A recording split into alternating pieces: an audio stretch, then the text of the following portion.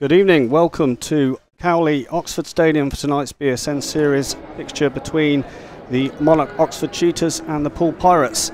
Delighted to welcome you along tonight. Joining me, Pete Ballinger, is Rory Schlein. Rory, looking forward to a good meeting tonight. Yeah, obviously disappointed they got rained off obviously a few days ago, but the sun's definitely beaming tonight, and the water cart's been going around quite frequently to obviously get the water in. Gorgeous night, as you say. Yeah, summer's here, and will that make too much of a difference to the track? I mean, it's obviously different to try and get water down, but the track, from what I've seen this year, has been racing really well. Yeah, obviously, in general, everyone has struggled with, with the amount of rain we've had, but we've seen that obviously on Monday night. They were unfortunate, with the weather, and that was a lot of rain on the surface. So I had a quick look, at the track. It looks, probably a little bit on the slick side, but that is to be expected on a day that, it's been 24, 25 degrees today. But Jamie's been pumping the water into it, so it looks even, looks nice, pretty much similar to what I'd say a couple of weeks ago when Ipswich were here. Maybe a little bit on the slicker side, but it looks pretty similar in that aspect that it will generate a little bit. And as a contest tonight, Oxford, all three teams in this group have got 2 points, but Oxford have raced the most fixtures. It was a heavy defeat for them down at Poole at Easter, so maybe the aggregate point will be out of reach, but it should be a good contest tonight between these two sides. I think so. Poole are obviously coming off a good weekend, getting a win over Berwick, and so they'll be looking to carry that momentum. They'll know obviously the bonus point is definitely within reach and more or less in their back pocket.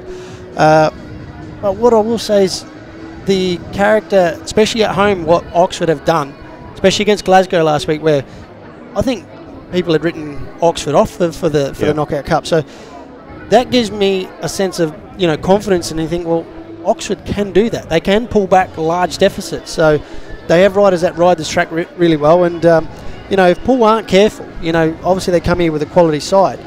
But if they're not careful, Oxford could run away with it very early on, and you never know, and pull off a shock, and get the bonus point. Sure.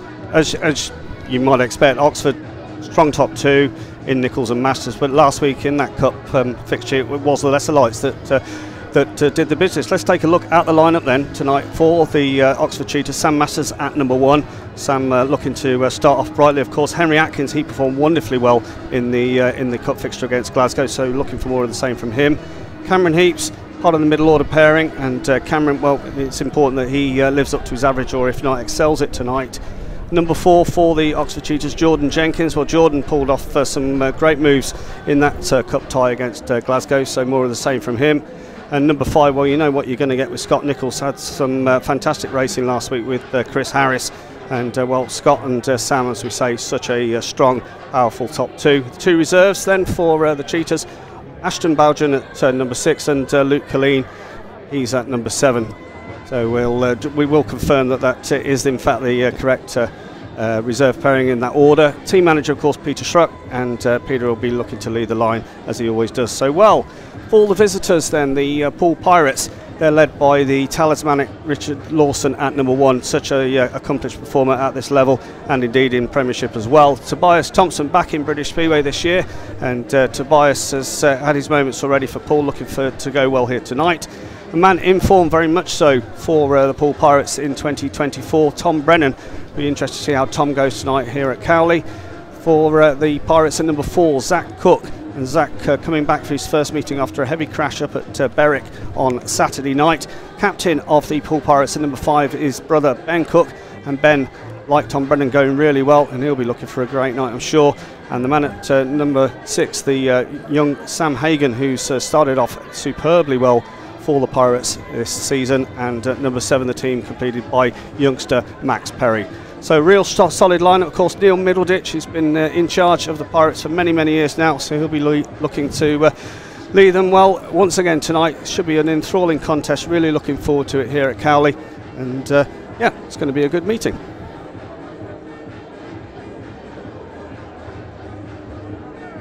So down in the pits, the boys there just getting ready ahead of tonight's action. Jamie Courtney with the Oxford team, and there we have Ben Cook and Tobias THOMSEN as we say, Ben Cook given the captaincy this year, which I think he's certainly fulfilling that role really well. Yeah, I think I was a bit surprised with it. You know, just I think I was a bit. And that's not anything against Cookie, but I think, you know, you look at Rich, you know, he's, like you say, he's been around, he's done it all here in Britain, and leads from the front. You know, he goes out in them big races and gets the results. Similar to Bomber, really. Bomber leads from, like, example. Yeah. And, you know, that was sort of why I was surprised. But Cookie's such a laid-back guy, and he has that sort of rapport with the lads where doesn't get stressed, doesn't get sort of, you know, the dummy doesn't come flying out and stuff like that. So he's a really relaxed and laid-back kind of character. So, and that's sort of the done thing down at Poole, you know, that they have that relaxed atmosphere but expect results. So that's probably why Cookie, you know, they've asked him to be captain, and he lives at Poole as well, so he has that rapport with the fans. You know, he's quite local, and it makes sense in a way. But look, Poole always put together solid outfits. They're always at the pointy end at the end of the year. Yeah. Matt always has a plan A, plan B, plan C, so you know that if things start maybe not going so well, he does make changes. But I don't see that happening this year, because I just don't think the way the whole team is performing. I think they've got it right from the get-go. Yeah, and you know, this is the good thing of what Matt and Neil do. Like, they've brought in Sam Hagon after his injuries last year. I don't think he would have been at everyone's top of their Christmas card wish list. He's come back from Australia. He spent some time over there in Mildura and Gilman and Perth. He's done a lot of laps in Australia and got a lot of competitive laps over there. And he's come back full of confidence. And I'll tell you what, this ain't the lad I seen last year. He's running at the pace of number ones in this league. And he showed that the other night at Berwick, you know, fast and winning races. So he's a key rider for me tonight for Poole. If he's scoring, Oxford could be in a bit of trouble. But then I look at what the track is like here. It can be a track where if you're not dialed, you don't understand how the track changes throughout the night. And that's why I think people like Henry Atkins, Cameron Heeps, Georgia, they may not be doing it away from home, but they are doing it at home. And that's why, you know, I think Oxford are surprisingly, from the outside, you know, fans, that they are strong at home, and I think that's why teams underestimate them. They think, you know, they're going to be a bit of a walkover with a heavy top two, but they proved it last week against Glasgow, and no doubt they'll be trying to do the same tonight. Well, Sam Hagan was the last man to join his Pirates teammates out on the parade, but he's with them now, so maybe just dealing with a few last-minute things down in the pitch. You can see both teams just making their way round to the start line, where they'll be introduced to the fans that are in this evening. As we say, it's a big sporting night for the city of Oxford. They've got a Football League playoff against Peterborough tonight, but also plenty of turnout here at Cowley to enjoy the Speedway, and it's the absolutely perfect night for it, which is great to see. So you can see the teams making their way around. They come around in opposite directions, which is a bit unusual, but good to see. It's different, it's fresh. So as you can see and hear, the boys just taking up their positions to be introduced to the crowd. And as we say, we mentioned the form of Tom Brennan, Rory, how well Tom started this year. Of course, he's riding Premiership for Birmingham as well, and he's going good for them. He performed well at Kings Lynn last week in the top league, but he's really settled in straight away for the POOLE Pirates. Yeah, he's come away from obviously two teams. He's left Bellevue, he's left Glasgow. These clubs are high-pressured teams. They demand high performances. Yeah. You know, they're clubs that if they're not fighting for titles and they're not, you know, getting what they expect from you, something's gone wrong. You know, they'll move you on. But I think Tom's come to two teams down at Poole. It's a relaxed atmosphere, but in a sense, Matt expects results. But they make you feel like I can, you know, tell you, because I've ridden for them. They make you feel straight away. They make you feel part of the furniture down there, like you've ridden there for years. I only rode for 1 year, and I felt like I'd been there for years. And it rubs off very quickly. I don't know what it is. It just, they generate winners down there. Yep. So I think he's made the right call in going to. I think a club like, no disrespect, but Birmingham not expected, you know, to be up there in the playoffs, you know, fighting for the #1 spot. But he can go there and just do his own thing and not have anything on him. And I think we've seen it. We've just seen it. He's been riding well in the championship, dominating meetings in the premiership as well. So getting a little bit more consistent rides in Poland as well at Gdansk. So he's a rider that now maybe have found his feet, you know, at certain clubs, and they're bringing the best out in him. I think he got unlucky as well a week ago in the SEC qualifier. He just lost out in that runoff for a place in this weekend's challenge. So you know that's another step up when you can do it internationally. You know, at a track like Murek, I think it was that, you know, they're hard play. These tracks are hard to go through. If you've never been there before, trying to find the setup. Sometimes you don't even get to practice because either it's raining, because you go to them places a lot of the time, the practice gets rained off, or even sometimes they don't even do a practice. And you literally go out there blind, and you're going off other people's hearsay and what they use, which might not work for you. And yeah, look, it's another stepping stone for him. He'll obviously have the GP qualifiers coming up, which no doubt he should get the nod in. But he's on for a stellar year. Yeah, and for the Cheetahs, as we touched upon, the strong top two, but you know, they're such a solid outfit. They've got, you know, experience, youth, or a real nice blend. And you know, in the fixture against the Plymouth Gladiators in the BSN series, tight one, just snuck at home. The top two came to the party, but you know, any team that can overturn Glasgow in the Knockout Cup, you know, they're going to fancy the chances tonight. Yeah, okay, perhaps progression in this competition. You know, a win's important tonight, but perhaps the progression is out of reach. But you know, it's all part of the process to having a good, solid season, especially here at home. I think it's a bit like, obviously, yes, the result at Plymouth would be obviously disappointing, but I look at that. It's a funny one. Like, you can always say, you know, I remember Freddie Schott telling me once, like, we went to Exeter and got absolutely hammered when I was riding for the Monarchs. Got absolutely hammered. Didn't everybody get hammered? And we didn't get the bonus point, but we I find Plymouth is a very similarity to that. You can lose there, and then you're not going to lose the league there. You know, no. I'm not saying that the results don't matter, but it's not a result that's going to affect what happens in September. No, exactly. So I think for me, look, they could just wipe that off the slate and use tonight as more laps. And the best thing about tonight, like as you say, that they're not where tonight's result won't really make much difference to the table, but it's the first night of the year where it's hot. Yeah. So everything you've done so far, setups, what bike's using, will vastly change. When you say vastly change, is it such a massive difference? Everything reacts differently. Way different. Like carburation, your engines, you know, what power, torque, stuff like that. Because once it gets hotter, you start losing horsepower. So your jetting's going to be, it will change. And we always say this thing, like when you've got certain riders starting off really well at the beginning of the year, they tend to then struggle. It's a uncanny like, but then they struggle when they come into the hot weather, then they go searching. And the guys that struggled in the cold weather all of a sudden come on. It's because a lot of the time, a lot of their engines are just way too strong, and they just can't get the power, like get rid of the power. So watch from now. Like, this is literally the first day of hot weather we've had, you know, the season. You know, it will change 100%. These guys will be changing carburation. They'll be jumping off bike. If they're having an indifferent night, they'll be jumping on their second bike, and engines they have not used will be coming out underneath the bench and be bolted in. So yeah, the next few weeks will be interesting. So as you can see, the boys have done their practice laps back into the pits just for a few tweaks, and we'll soon be underway with the first race of the night. As we say, it should be a great contest, I'm sure, tonight. Important for the home side to get off to a strong start. But, as we mentioned, Poole with Richard Lawson and Tobias THOMSEN as their opening pairing in this first race. It's not going to be easy. I think we did this last week. I think Oxford got 2 and 4, I think.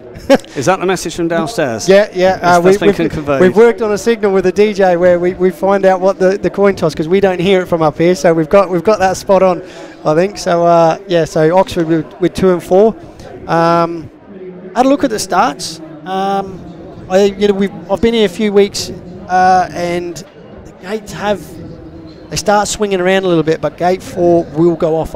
Looking at it tonight, there didn't look like to be a lot on, so I'm thinking they want to try and get rid of gate 4 early, use what they can from it, and then halfway, like in the middle of the meeting, they're going to have a lot of the inside gates. Yeah. So that's my theory on them taking 2 and 4, but they will end up with it 3 times out of the last. I keep going on about this. Is people don't realise how important this is, because gate positions at the minute, especially at the beginning of this year, have been very important. But they will end up with it 2 and 4 3 times out of the last 4 races. I think the meetings that I've seen, there's certainly been a real difference in, I mean, I forget off the top of my head exactly which one it was, but you know, certain gates have been absolutely woeful in comparison to the others. Absolutely frustrating as a rider. I can imagine. You look at your program and you think, oh, I'm off gate 2 in this one. Berwick Wish me luck. Yeah, Berwick the other night, like no one had won from off 2, and Stuart come up to me and says, you got gate 2, you know what you got to do? I said, yeah, cut back. How are things going at Berwick this year with Stuart Dixon leading the show there? Is everything okay? You know what? He's obviously known him for many years, obviously when he was at Glasgow, when I was against Edinburgh, with Edinburgh.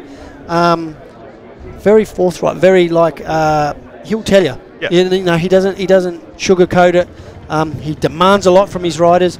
If he can see you trying, he's behind you. He backs you to the hill. But he does demand. You know, if he can see someone maybe not trying or whatever, he'll tell you. Or if he sees something that you might not have, he'll be in your ear, which is good. I like that, because sometimes as a rider you might not see things. The other night, obviously, I was making some changes and I missed a race. And it was just after a track raid, and he come up to me straight away and he says, that's gone really, really slick. So we quickly made a change just before to try and help with that. So he's very good in that aspect, you know, and but always there with the lad.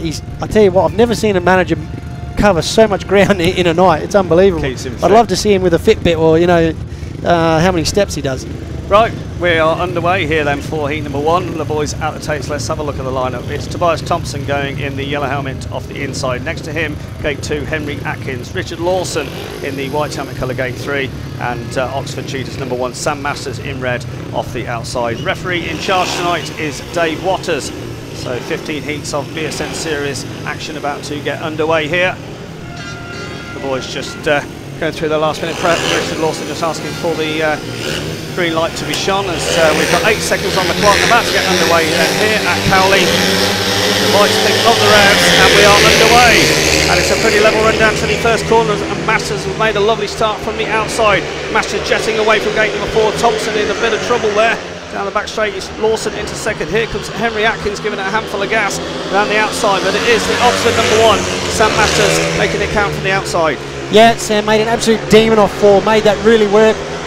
It's going to be hard for Rich. I know he's quick at the minute, but it looks like all around the inside. For a second there I thought Henry was going to build up some speed, but obviously got a face full of dirt.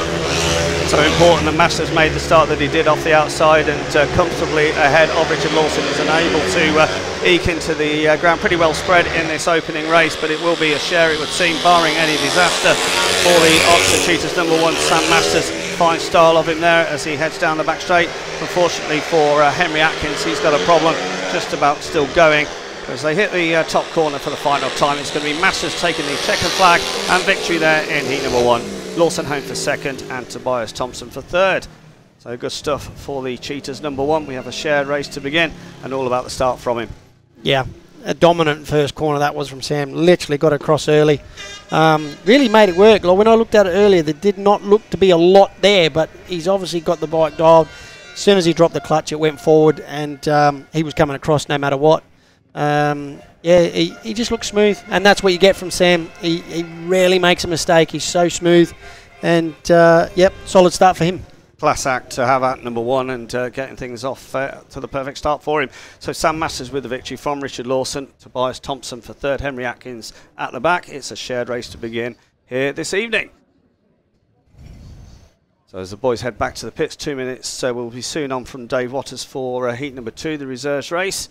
And this will be interesting, as we've spoken about Sam Hagon with a strong start to his Pirates career. We've not mentioned him yet, but Luke Killeen, he had an absolute brilliant meeting against Glasgow. He did indeed.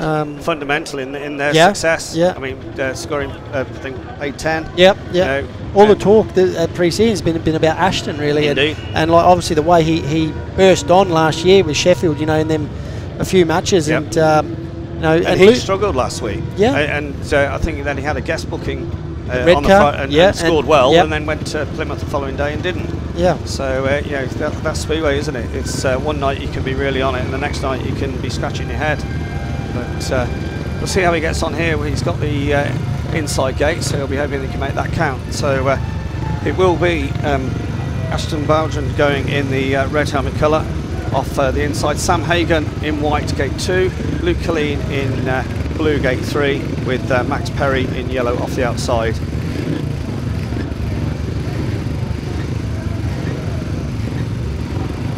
Obviously on this warm night, boys are going to take full advantage of that the full 2 minutes. We've got a what, 55 seconds or so to go. Just a matter of trying to keep cool. You'll be used to all this warmth, I'm sure. It's first one of the year. Like I was out oiling the decking the last few days, so okay. I've taken advantage of it. Good stuff. But yeah, nice and warm. Could be warmer. Well, we've got 3 of the boys ready here. Sam Hagon just taking his time. He now does oblige and comes forward for his heat number 2 then. Tyler Marshall walks away. And up by the takes the way they go. It's a pretty level run. And it's BOUGHEN with the inside gate making it count. Swings Sam Hagon wide. Tight between Perry and Luke Killeen. And it's Oxford 1 and 2. Well, it's tight down the back straight, but Killeen really making an impression to surge his way through to second, and looking good for the Cheetahs in this one. Yeah, Ashton made an absolute belter off gate 1, and Luke was just quite smart, then gave himself room and got his wheels in line. Oh, he's locked up the hard there, but here comes Sam Hagon. If he can build up to speed around the outside, he could get him. Well, Luke Killeen will definitely be trying to avoid another corner like that, because he really gave Sam Hagon a sniff there, but Hagon himself running wide on that second corner. And it's still looking good for the Cheetahs, barring any mistakes. BOUGHEN's well clear, and Oxford looking to make it 2 heat winners out of 2. Important that Killeen holds on to this once again. Hagon struggling with the tight performance, and right at the back, Max Perry's gone down. I think just running out of space there. He's okay, he's getting up, but the race is allowed to conclude, and the red lights have now come on from Dave Waters. A bit of a moment there for Max Perry, but seemingly no harm done. Good stuff for the Cheetahs, who are quite rightly coming around on a celebratory lap. Yes.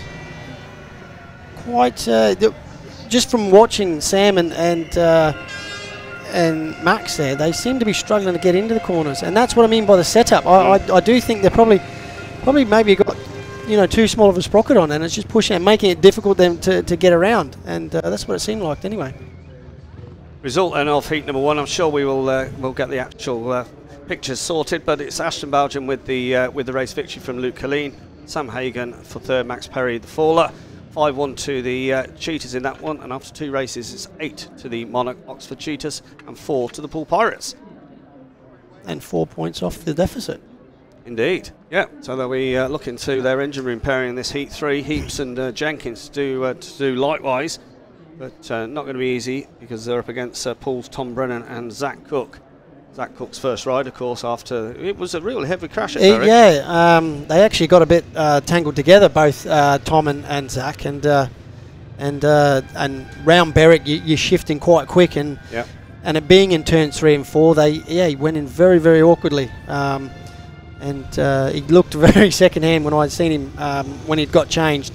So you know, he's missed the Premiership fixture for Birmingham on Monday. You know, needed a few days rest, but we'll see how he goes here tonight. He's still going to be feeling a bit second hand. I'm sure. Yeah, absolutely. So boys at the line for this heat 3. The lineup will see Tom Brennan.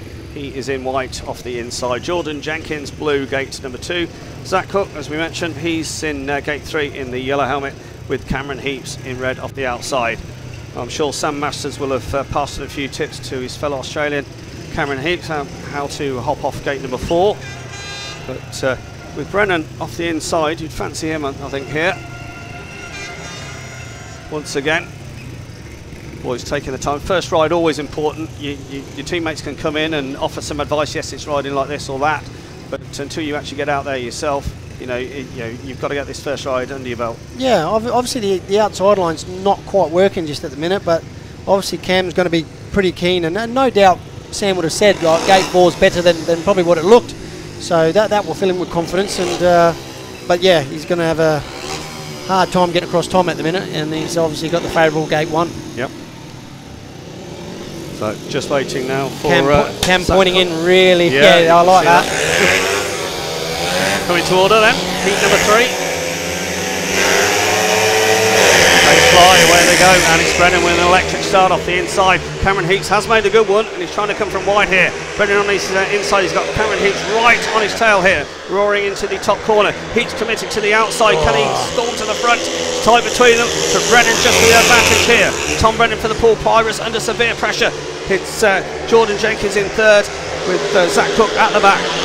Yeah, I thought Cam was going to carry that momentum round the outside and get round Tom, but Tom is quite cunning, knows the inside, he can ride the inside well, and I think Cam just lifted there slightly, and that just affected him coming off the corner, but Tom's checked out now and should have the win in the bag. Yeah, barring any problems over this last lap, Tom Brennan comfortably ahead, the 2 Oxford boys cracking their places. Zach Cook struggling, as we mentioned. He's obviously still feeling the effects, but hopefully a ride or 2 under his belt will be back on it. But as they come off the final corner, fine ride for Tom Brennan. Brennan takes it from Cameron Heeps, Jordan Jenkins for 3rd, and Zach Cook at the back. Well, all about a fast start and a controlled first lap from Tom Brennan to repel the challenge from Cameron Heeps. Yeah, Cam was on the quick line. I thought he had it, but just as he come off turn 4, he lifted and he had to get off the gas, and he got a little bit out of the saddle, and Tom just picked up a little bit of grip still down there on the inside, and with the form he's in and the confidence, he was going to squeeze him up a little, which he did, and once he got clear, he never looked back. Oh, there's your result of heat number 3. Tom Brennan then with the victory from Cameron Heeps, Jordan Jenkins for 3rd, and Zach Cook at the back. It's our 2nd shared race of the night, and the progressive score moves on. It's 11 to the Monarch Oxford Cheetahs and 7 to the POOLE Pirates. Might get a replay here. Yeah, let's have a look at this again. He does make a good start off 4, but if we get a look at when he came off turn 4, he's exiting turn 4. He just lifts and he has to get off the gas. He's in the right line here. I thought he was going to do it here. Yeah, he got everything right there. He sort of goes in past Tom there, got the line right, and there, just and that's all it is. And that split second, margins, where Tom's sort of sitting back on the bike, getting all that forward momentum, and that's all he needed. Yep. That split second. Well, we're not hanging about tonight. They've watched us instantly slamming on the 2 minutes, and the boys coming to the line for this one. The POOLE captain there, Ben Cook, towards the starting tapes. Who looked very competitive the other night when he was guessing for Kings Lynn around here. So I did have a little chat with him. He did say he went off the ball towards the end of the night, but someone who's was very quick here last week. Somebody getting a free view there. You ever done that? No. No? Do you fancy it? No. Some might say the next thing I'm going to say, like, I've got brains, but I know I race a speedway bike with no brakes, but that is brainless.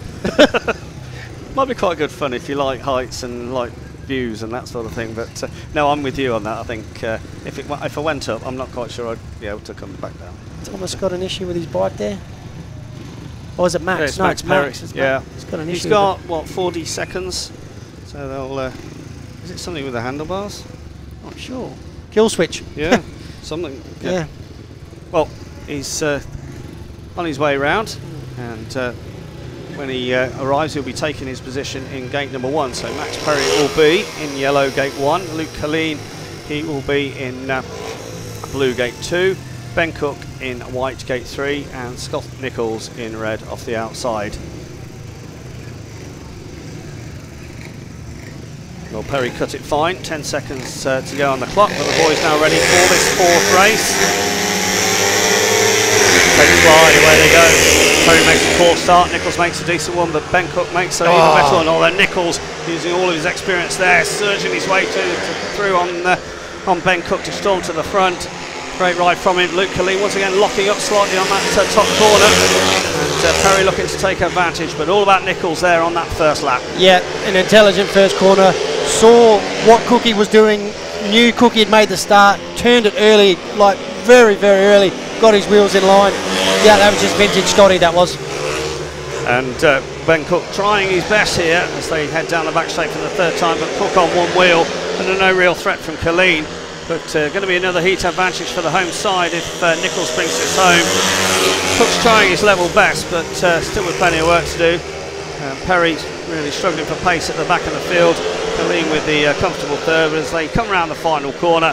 Oxford going to take a 4-2 in this one, and it will take their lead on the night up to 6 points. Nicholls with an impressive race win over Ben Cook, Luke Killeen for third, and Scotty Nicholls, well, despite being met in that first corner, he knew exactly what he wanted to do there, didn't he? Read it like a book, he did, absolutely. Just classy, absolutely classy first turn. Cookie, I think, did everything right, but, you know, because Scott read it so early, got his wheels in line, cut it back, and yeah, great to watch. Absolutely. Here's your result of heat number 4 then. Scott Nicholls with the win from Ben Cook, Luke Killeen in third, Max Perry at the back of 4-2, and after 4 races it's 15 to the Monarch Oxford Cheetahs and 9 to the POOLE Pirates. There's a chance to have a look at that heat number 4 again. We'll take a look at this first, second corner. Yeah. Scotty was hard up against the fence there. Makes a reasonably good one. But Cookie was so determined. Just ran it up there, turned it back. So good to watch. And he did. I thought Cookie would have the pace, but Scotty was just on the quick line for all 4 laps and didn't put a foot wrong.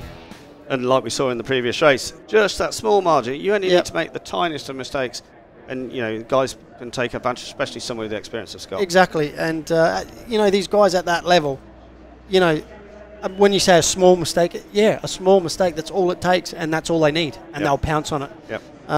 When you race against people like Bomber and Sam and Richard Lawson, you just make that small error, that split-second judgment. Should I? Oh, no, too late.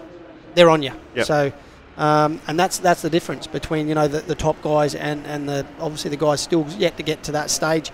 So a little bit of track grading going on. Yeah, so the tractor's out after this heat 4, and they're going to put some water down, I think, as well. And the guys in the pits here just you know, they're changing things already, you know, based on, you know, what they've experienced. What sort of things might they you know, be looking to do? Well, I think the Oxford boys will be quite happy, so I don't think they're really wanting to make big changes. I think the POOLE boys will be making the vast changes.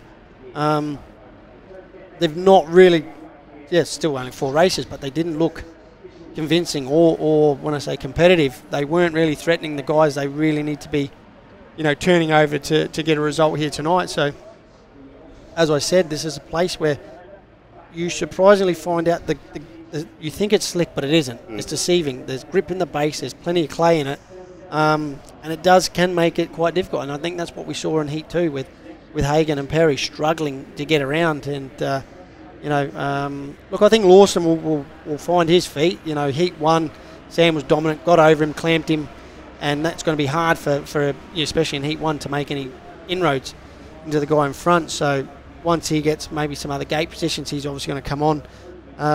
Zach will be the one that will probably make the big changes. I think he just did not look comfortable at all. So I think possibly 50% rider, 50% bike, because he just did not look like he could ride the bike the way he normally does. So yeah, definitely changes for the POOLE side. Yeah, I'd say with the gate positions swinging around now, where I think Oxford will get the inside gates in the next few races as well, I think. So that will hopefully, you know, make it harder for POOLE to obviously make an inroad on the deficit right now. See Paul Hurry there, with, you know, mechanic in for Scott Nicholls these days, as he's done for several years now. Yep. You know, important to have a guy of Paul's knowledge and experience in your corner, isn't it? High international level rider and vast experience on the long track as well. Yeah, of course. So, you know, his knowledge, even just for the other young lads, Paul would be great. You know, you should get into his ear straight away. But yeah, it's someone that would fit in really well with Scott. They're really cool characters, and you know, just go about their own business. And for me, I think yeah, and it's good to see Paul, you know, still bouncing around, and 100%, and they're doing some training schools now. You know, I've been up in Workington, so you know, they're getting heavily involved in the sport. Well, whilst the track race continuing and they, as I say, putting supporters down, we're going to take a look at a race also from a previous meeting here at Cowley. Up then, from the inside it is Scott Nicholls in red. Next to him, Zach Cook, 8-3 for Oxford, Ashton BOUGHEN and Alfie Botel on the outside. Okay, so really looking to captain Nicholls there off of gate number 1 to take the battle, close to Cook in gate 2. Nicholls, Cook, Boughen, Botel, it is heat 11, and it is a great start there from Scott Nicholls. Boughen doing quite well as well, trying to come around the outside on that back straight, and he gets there round his outside of Zach Cook. Now Scott is the master team rider. He was looking for his teammate. He would try and get Boughen home, but this could be quite dangerous as well, Chris, couldn't it? It can go to prevent Scott from down that back straight, seen Ashton there. And yeah, it can be, because I've been there as well and chasing and trying to think. When you've been trying to team ride, you can lose your spot, but Scott's got a lot of experience. They know where to put the bike to stop that run. You really don't get many better team rider around here than Scott Nicholls. Fantastic stuff. And Botel, it's a little bit surprising now. I did think off that gate 4 he might not be quite so quick, but he seems to be quite a way back, Chris, here. He does. I think he does probably favour the inside gates more than the out ones, but fair play to the Oxford boys there, and Ashton, he kept the throttle on that back straight to get the front. So check the flags out.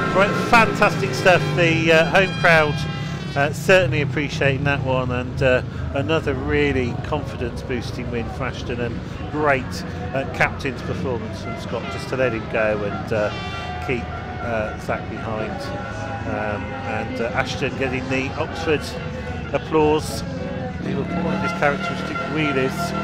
So 5-1 to Oxford here out of heat number 11. The confirmation of that win for Ashton BOUGHEN in blue, his partner second place, Scott Nicholls, so maximum points. Zach Cook coming third, and Alfie Botel having his first duck of the night there in 11. So Oxford 32, Plymouth. Back live then here at Cowley, and still working on the track. But, have they're just tyre packing now as opposed to... Yeah, they did this the other week against Glasgow halfway through the night, and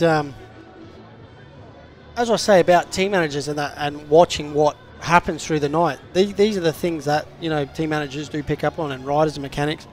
And what they did last week, they were able to, because the Lynn boys like Cook, who was doing it really well, they were finding fast lines around the middle, which was making it difficult for the Oxford boys to use the outside to get up on the inside to cut back. So not necessarily doctoring the track, they just sort of moved that midline, a little bit wider, and made that midline race line move out further. So you had to race to chase it, and the Kings Lynn boys didn't read it. So no, they've not done that here. They've just more or less packed that little bit on the middle, just above the inside line, and looks like they've just fluffed it up a little bit on the outside. So the outside will definitely come on. Yep. Still, I think the tractor's just about back at base, and the boys for Heat 5 are in the pits on their bike. We see team manager Peter Schroeck there, just... busiest man in Speedway at the minute. Yeah, indeed. 3 teams. It's the way to be though, isn't it? Busy? Yeah. Yeah. I dropped a leg and I'm still busy. So here they come for heat number 5. Jordan Jenkins already astride his machine, ready to go, and Cameron Heeps will be the next Oxford man. So they're up against Richard Lawson in this one. He'll be looking to bounce back after being beaten in heat 1 with a victory here in this heat number 5. And if Thompson can contribute as well, Poole, we saw on Saturday at Berwick, they were down by 10 in the early stages, and they quickly turned that around. And Poole always that sort of side that, you can never rest on your laurels. They're going to come back at you. No, we definitely got it caught with our pants down. They just showed they've got the ability to turn deficits around, and obviously the bonus points in their hands. Yeah. As long as they, just start getting some race winners, that's what they need. We'll see how we go in this one with Heeps, Cameron Heeps on the inside, Tobias THOMSEN next to him in yellow, Jordan Jenkins in the blue helmet colour gate 3, Richard Lawson this time with the outside gate in white. So Lawson just packing down the outside, the 2 boys there on gates 1 and 2.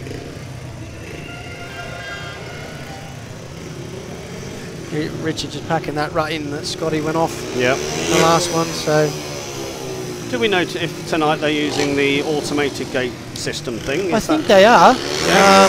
You know, as per relegation regs, you all tracks. Have you found that? I mean, how? If I'm honest, the time span needs to be, I think, shortened because some of them are really long. Seen that a couple of times. I've had to abort it. Let's hope we can get away though here. Hit 5. On comes the green light, and away they go. And that's a solid start from Lawson on the outside of Heeps. Has made a better one. When we say Lawson's got problems on that first corner, and Oxford emerged 1 and 2. Heeps and Jenkins tight there between Thompson and Jordan Jenkins. The pool man almost running in the side of him. Lawson trying to get back on terms after a horror first lap. And he's got into third, but again making a mistake there. So looking good here for the Cheetahs to go 10 up after 5 races. Yeah, Rich just went to a different postcode in that first corner. I didn't know where he was going. I think he picked up a little bit of unwanted grip, but he's starting to catch Jenkins now. If he's not too careful, Rich, Thompson's nearly collected his own teammate, but Rich is right there and he's attacking. Well, Richard Lawson certainly got pace after the most bizarre first lap. Jenkins somewhat conservative. Here he comes. Here he comes right on the outside. Solid ride. What a ride from Richard Lawson. Jenkins looking to respond. Very little between them as they tear down the back straight for the final time. The race victory, Cameron Heeps has got that wrapped up. Lawson battling for everything there to come through for second. Good stuff from Richard Lawson. Third goes to Jordan Jenkins, and Tobias THOMSEN finishing at the back. Well, Lawson, I'd like to see that again on the first, because I thought he got away really well. I think just as you get to peel off into the corner, he's picked up a little bit unwanted grip. Obviously not expecting it to still be gripping, and it just sent him forward. And sometimes it shoots you that fast forward, you can end up laying it down.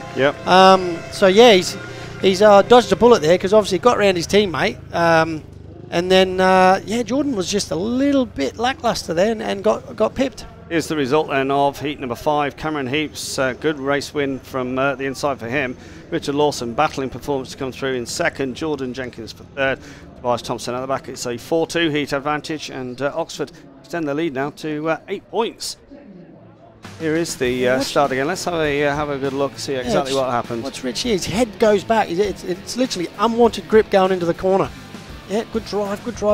And there, literally just shot him forward, and he wasn't ready for it. And he really was quite lucky there. He did. A man with lesser experience would have come off. Because well, the speedway bikes, as soon as you start to back off, they grip, and they just accelerate. So he's done really well there, and he's picked up 2 points. Well, I don't know who these characters are, but we'll say good evening, everyone. We'll get out of it. Yeah. Here we are on track for heat number 6. Someone was affecting the picture there. I don't know who it was. That glare of either you're not enough hair or me with the greys. I don't know. I think it was probably my ball pate. Yeah, for sure. Anyway, back at the meeting, heat 6 at the line, and it's this time Ben Cook going in the white helmet colour gate 1. Sam Masters, who was a very impressive race winner first time out, he's in red gate 2. We've got Sam Hagon, who struggled a bit in his first outing. He's in yellow, and Henry Atkins also looking for points. He's in blue off the outside. So Oxford will be dead pleased with how things have gone so far. I think no problems. I think it's going to script. Possibly could be a little bit better. We've just seen there Jordan sort of throwing that 2-point way. As in the swing around. Going to how they would expect it, but still, if they crack open a few 5-1s here, then you start to think, maybe this isn't insurmountable. If Sam gets over the top of Cookie here and Henry finds that outside line, which is starting to come on, which Rich just proved in that last one. So, Here we go then. Heat number 6 out of the line. Just awaiting Sam Hagan to come to order. Apply the trains away they go, and it's Masters with an electric start off gate 2, gets ahead of Ben Cook blocking his run there. Here comes Hagan around the outside of Atkins, and it's the POOLE Pirates packing their places, but Masters no mistake there. He got to the first corner. Hagan with a better ride this time around, certainly looks to have changed something. He's got a lot more pace and a lot more controlled. Yeah, he just went a little bit too deep there. He's still struggling to get into the corner, but obviously got himself into a better position. He picked up again there. Sam looking smooth out in front. Cookie's picked up big time off turn 4. Well, Ben Cook rather fortunate there that Henry Atkins wasn't closer than he was to actually take advantage of that, because heart in mouth moment for him. Yeah. So they come around then with a lap to go, heat 6, Masters on his way to 2 out of 2. Hagon and Cook quite happy to pack the places, and Hagon once again struggling on that second corner. Got to keep this together. Around the final corner they come, no problems whatsoever from the Masters. And out front, Sam Masters takes it from Sam Hagon, who does come home for second, and Ben Cook for third, and disappointing ride once again for Henry Atkins. But Sam Masters, fast start, fast win. Yeah, silky smooth, good strong first corner, got over Cookie early, and Sam Hagon got himself into a good position, but it struggled, did not look comfortable the whole 4 laps. It's getting into the corner, struggling to get it in. Maybe an extra tooth, maybe a little bit stronger bike, so you can make it easier for him to turn. You'll make a change. Here's the result then of heat number 6, Sam Masters making it 2 wins out of 2. Sam Hagon coming through for second place, Ben Cook for third, Henry Atkins at the back. So shared race once again, our third in 6 races, and it's now 22 to the Monarch Oxford Cheetahs, 14 to the POOLE Pirates. Straight on it would seem for heat number 7. Boys already astride their machines there on the back straight. And Scott Nicholls out in this one. And in fact, 2 first time heat winners with Ashton BOUGHEN due out as well.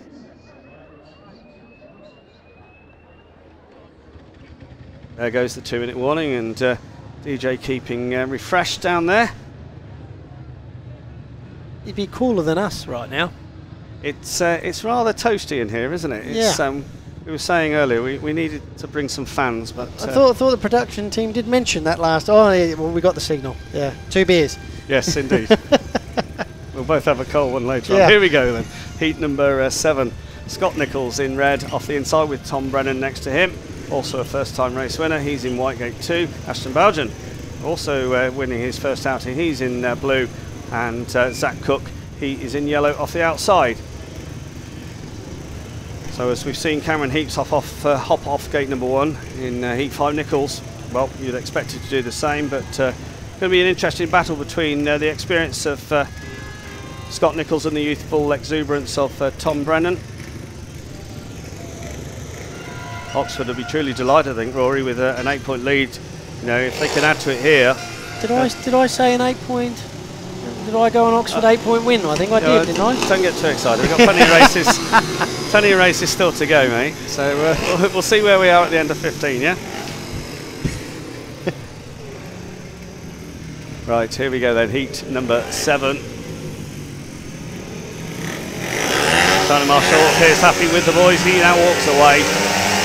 Takes play on this one, and it's a fast start from Nicholls from the inside. Zach Cook has made a reasonable one, running wide though, and Zach Cook in trouble a bit there as he exits second corner.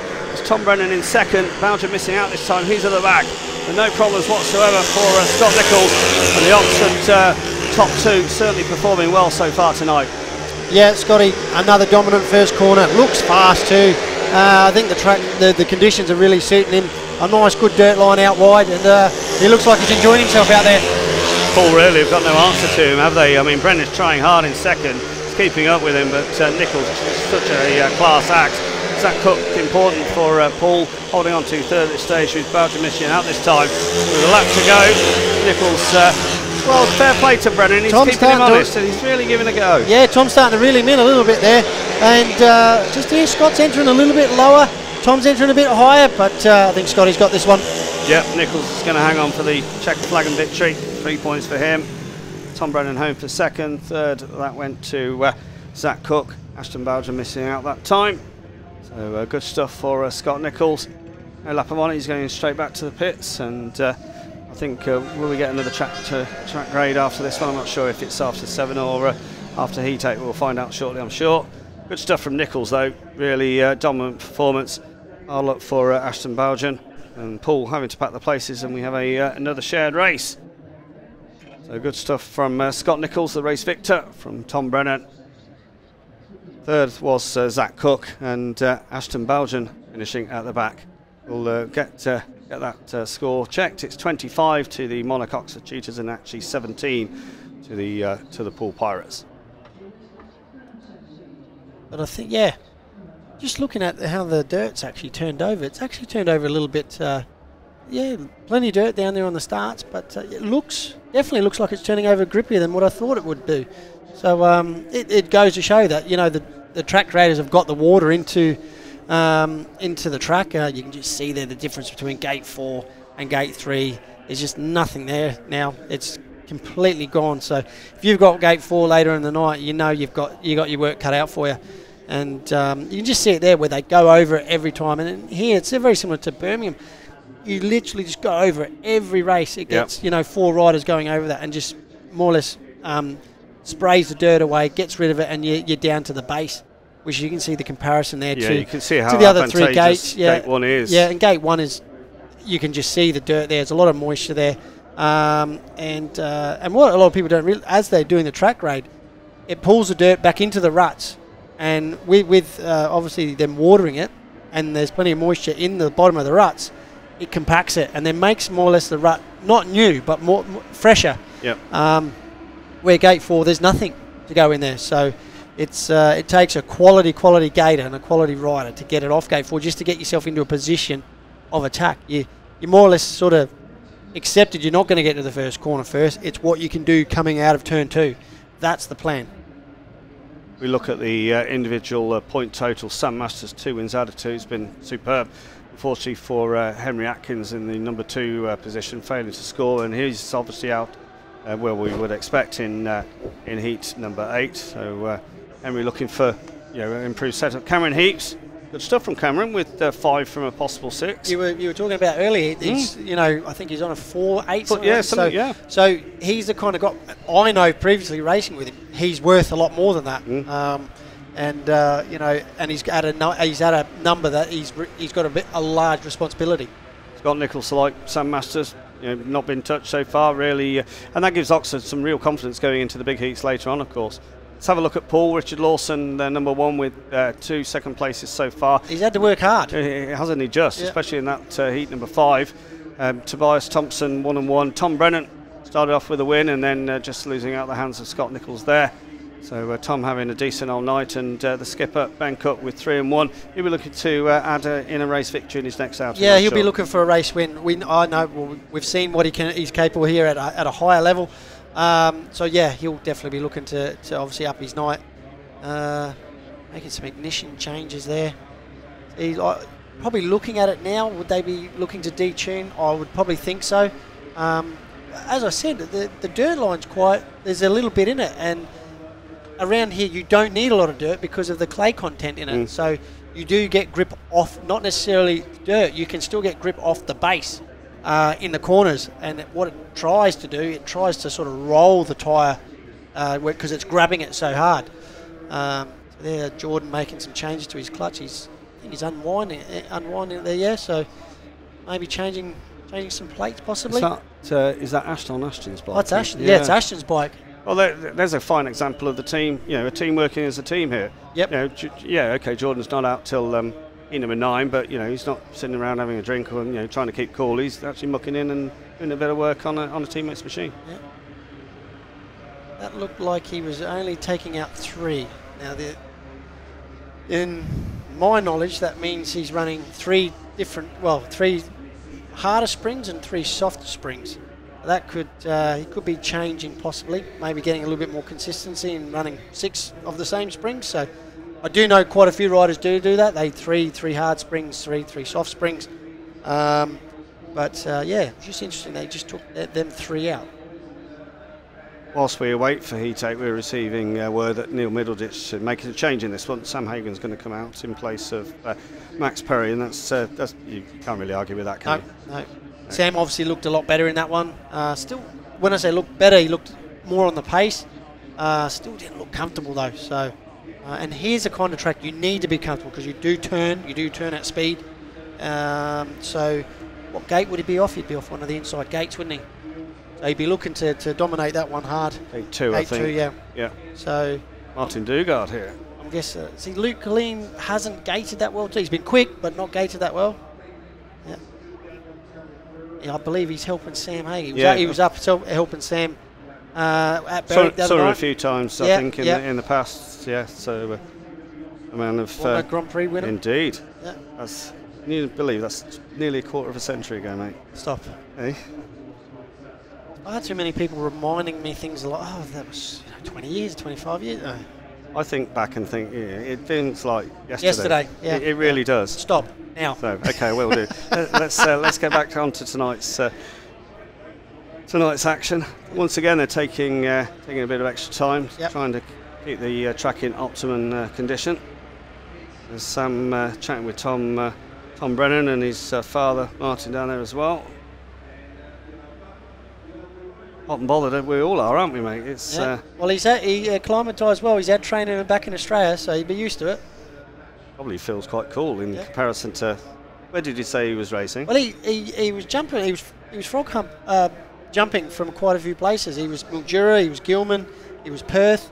So he got around quite a bit. Not too sure if he got up to Queensland, for Darcy, in a Darcy meeting, but.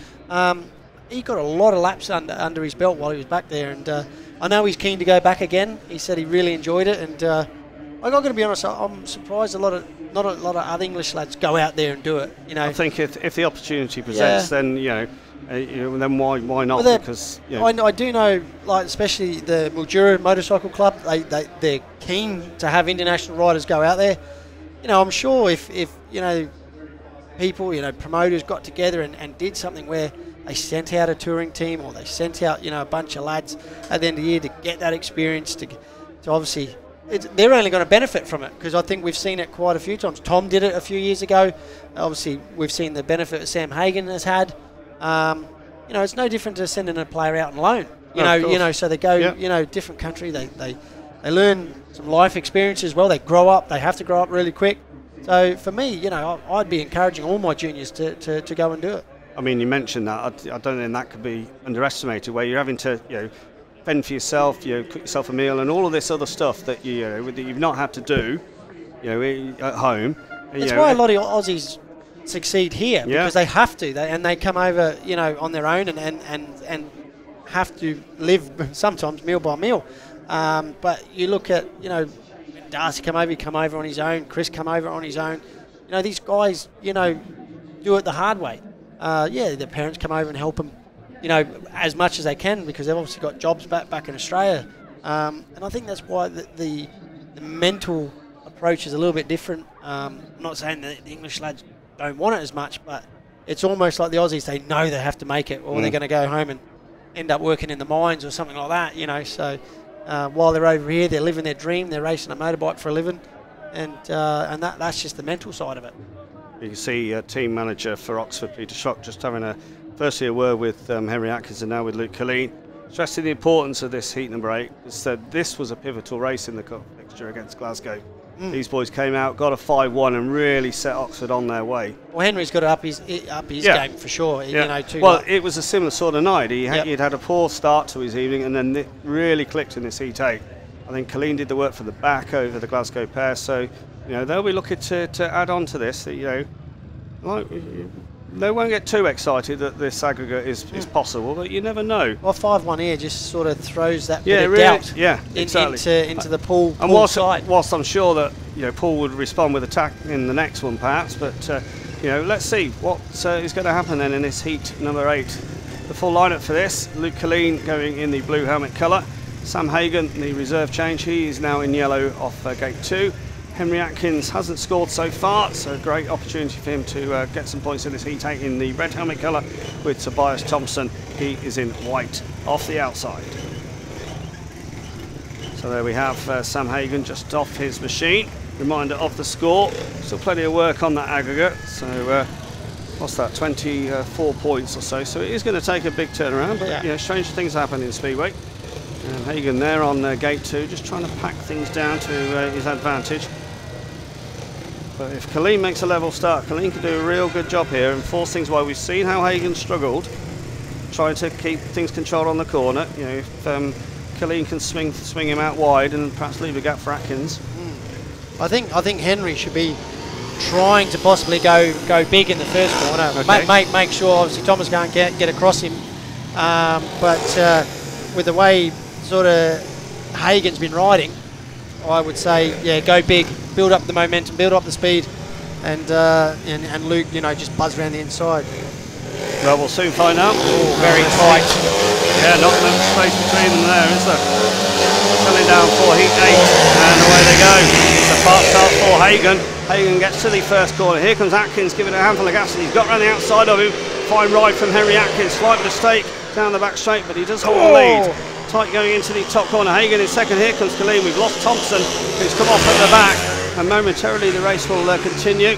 But the red lights are now going to have to come on from referee Dave Waters. The race out from between Atkins and Hagon continuing. But Thompson, a heavy one, is still down there, and the paramedics will go across to him. Let's hope the Danish boy is okay. But at the back there, it was a tight old first lap, whilst Henry Atkins doing it really well around the outside. But yeah, he did exactly sort of what I said, and he benefited from that. And I will say that, you know, that was quite a. Thomas didn't seem to turn, and then all of a sudden, yeah, he just slid off. It was a bit of an odd one, and I think it might have backfired there for Paul, because Hagon was coming around the outside of Henry. Obviously, you know, when the red lights were coming on, Hagon was in a right attacking position. Yeah, I think it was, you know, it was heavy enough knock. The paramedics are down there with the Pool lad, and hopefully he's going to be all right. First, you know, first stoppage we've had, you know, and Dave Waters trying to give him an opportunity to get up, but as the bike gets pushed back to the pits, and he's up on his feet there, I think, down on end number 4. All fans on the top corner, and there you can see Tobias THOMSEN just walking back to the pits.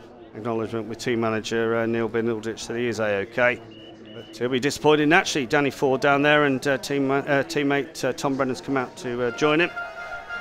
So whether we'll see, he's due out obviously in Heat 11, but maybe we'll, maybe based on how he is, we'll see whether he races again tonight. Yeah.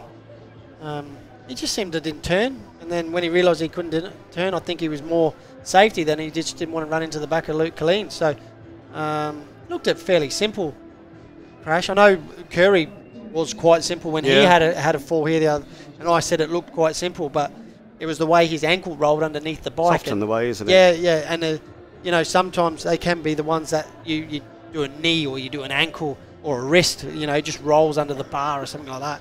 Sometimes even previously I've just slid off hand down and my fingers caught in behind the clutch lever and broken all 4 fingers. So doesn't look like much, but can do a lot of damage. We're going to have a look, see if we can see what happened there. here. For me, he's hanging way over the line there. He is, elbow and and clutch hand there. So away they went from the line. Yeah, and it was a good start by Hagon, but a good one also from Henry Atkins. Yeah. We'll try and keep an eye on what happens there with Thompson. He goes in. Oh, we don't quite see it there. Yeah. Background. Well, that's, you know, obviously the some result of things is that he's ruled out of this restart, and 2-minute warning well underway. So obviously the word was that he's okay. Sam Hagon could be busy. Yeah, yeah, indeed. Yeah, he could very well get a full set of rides tonight. And Killeen and Hagon just making their way towards the tapes. I thought for a moment there that there might have been a problem with for Sam Hagon, but no problems it would seem. So let's remind you of the lineup for this heat number 8. Luke Killeen in blue, gate number 1. Sam Hagon, yellow, gate 2. And Henry Atkins completes the lineup for this rerun of heat 8 in red off the outside. And this time Sam's going all the way over near closest to gate 3. Yeah. I think he's close there as well. Well, obviously he doesn't want to repeat of Henry coming around the outside of him. He's telling him to move over this time. Well, he surely obliges, and here we go for the rerun. Heat number 8. Takes fly where they go. It's a nice start for Killeen, and Sam Hagon's really hard on Henry Atkins down the first corner, and surely the Reds are going to come on again. They are indeed. Dave Waters with a decision to make, because Henry Atkins really got the rough end of things. Sam Hagon moved across and joined in the first corner with Henry Atkins, and the Oxford man went down. I think that'll be all 4 back. or even all three. Oh, yeah. sorry, yeah. all three, yeah. Yeah, I don't think you can... Count, Rory, how many is out there? I don't think you can argue with that. That was just, here we go, let's have a look at it. Yeah. Sam doesn't make a good, but then it drives, and Henry, he does give him one. Gives him a hard one. But that's first bent bunching for me. Yeah. All three back. Yeah, that was just sheer determination and something he's got to give. And on this occasion, it was Henry Atkins. And Henry, you could see down there, just communicating things to the paramedics. And I think just perhaps need a little bit of extra time. As a rider, your mechanics need all the time in the world. So, I think you're taught from an early age. I think there was a past rider, Hans Nilsson, used to be very good at it. Used to lay there for ages. Make sure. Seems to recall he rode here once or twice. Yes. Yeah. The name might ring a bell around these parts. Okay. Watch it again. Sam doesn't make a good jump. Henry starts to come across, but doesn't. Oh yeah, that's just hard. It's hard first corner. Every day of the week. Yeah. That's a restart. No exclusions required, and Henry just seemingly no harm done. I've seen Hans Nilsson more or less not get touched and make it look like he had and get in the rerun, and that was just the utter class of Hans Nilsson. Just so smart and intelligent about what's going on around him, well, he called the professor for a very good reason, wasn't he? Yeah. They reckon Ivan was like so business like that, but I think Hans, just the essence of what Hans was just about winning races, winning championships, but living for tomorrow as well. Like he knew he had to race. He treated it like a business, and I know a lot of the lads will say they do that now, but Hans was so dominant for such a long period of time. I think the only rider you could really say that replicated that was Greg Hancock for the years that he stayed at the top. And Hans was probably Ivan, yes, but I think Hans just stayed there, top 3 in the world, top 4 in the world, dominant in the one-off meetings, dominant in the Grand Prix, and you look at what Greg did. Greg was the same, but I think Greg suited him a bit more in the Grand Prix, consistent over a course of a season. Who's to say Ivan Major couldn't have won more? I think when you talk about Hans, the having Eric Gunderson at the time, almost as the nemesis. I don't know if you've seen the good documentary that's the Danish documentary with those two and Olsen. It's a superb watch if you've not seen it. But you got those two, and then further down the line you got Crump and Ricardson. Both feeding off each other. And I think if you've got a guy that you're up against, at the highest level, and you elevate your own game in that same regard, and it's like can Jack Holder now take it up and match and exceed Bartosz? You'd like to think so, because we haven't had that. We haven't had that. Like, you remember that in that era, you had Golub, Crump, Ricardson, even Pedersen, Lee Adams. There were at the beginning of the year there were potentially 6, 7. You think if they get it right this year, they may. But the gate position stats have just come up. We'll have a look at them. Just doing the maths, it's what, 23-19 between 1 and 3, 2 and 4. Gate 4 still scoring points. So that says to me that the outside run is still there. It'd be interesting to see that again, say after heat 11, to see if there's anything that's really changed in these next 4 heats. But, just having a look across, see where Henry is in the pits. He's just down there getting his helmet back on. Dave Waters still yet to put on the 2 minutes. And just calling things down there. We all need those Nicky Pedersen type fan things to keep us all. Every day ought to be an issue. He had a handheld one, didn't he? Yeah. To keep everything cool. So real pressure on now in this restart for Sam Hagen. Well, he gets 3 bites of the cherry this time. And of course, the best Poole can get, shared race. So they're still going to be down by 8. Yep. So will we see attack in the next? I guess a lot of it's going to depend on Tobias, but maybe you just say, okay, we'll tack sub in 9 against, you're up against Heeps and Jenkins. Heeps gone well so far. I think you're right. I think that could be the one. But, so perhaps we see Brennan in 9, and then you bring Hagen into into 11. the rest of the races, yeah. You know. But either way up, Sam Hagon's going to be a busy boy the rest of this night. Yeah. He was busy at Berwick as well. I think he took 7 rides at Berwick, so it's good. It's what you want as a young lad. You want to be at the tapes as often as you can. Sometimes I'm absolutely staggered how these boys do. You know, a meeting here one night, and then I was looking at Brennan's schedule this last 7 days. It's just insane. You know. You find yourself living out of a suitcase. You really do. Well, good to see no ill effects for Henry Atkins. He's on his way. And your front living room is an airport. The lineup for this rerun of heat number 8, Luke Killeen off the inside, Sam Hagon, gate number 2, and Henry Atkins, he is off gate number 3. So can we get away not only cleanly, but the race full run to its full conclusion? This time Sam's having to pack a rut in by the looks of it. Yeah. He was trying to go from fresh. That was why he was going so close to 1, then so close to 3. Them corners there on the gate position that no one had been there, and he was going from a fresh bit of the track. But it looks like he's had to. Probably looks like he's had to pack a rut in this time. Well, the 2 Oxford boys are ready, and Sam Hagon making full use of this 2 minutes. Marshall. His patience being tested, and I'm sure Dave Waters 2 in the box. Here we go, the restart, and away they go. And it's tight into the first corner, but Killeen gets there. Sam Hagon being pushed wide. Hagon with the outside line, and can Hagon get his wheels in line and hit the front? Yes, he can. So Sam Hagon up front. Oh my word, that's a nasty one between Atkins and Killeen there. The 2 Oxford boys colliding. The Reds will come on, and Hagon almost running out of room on that second bend.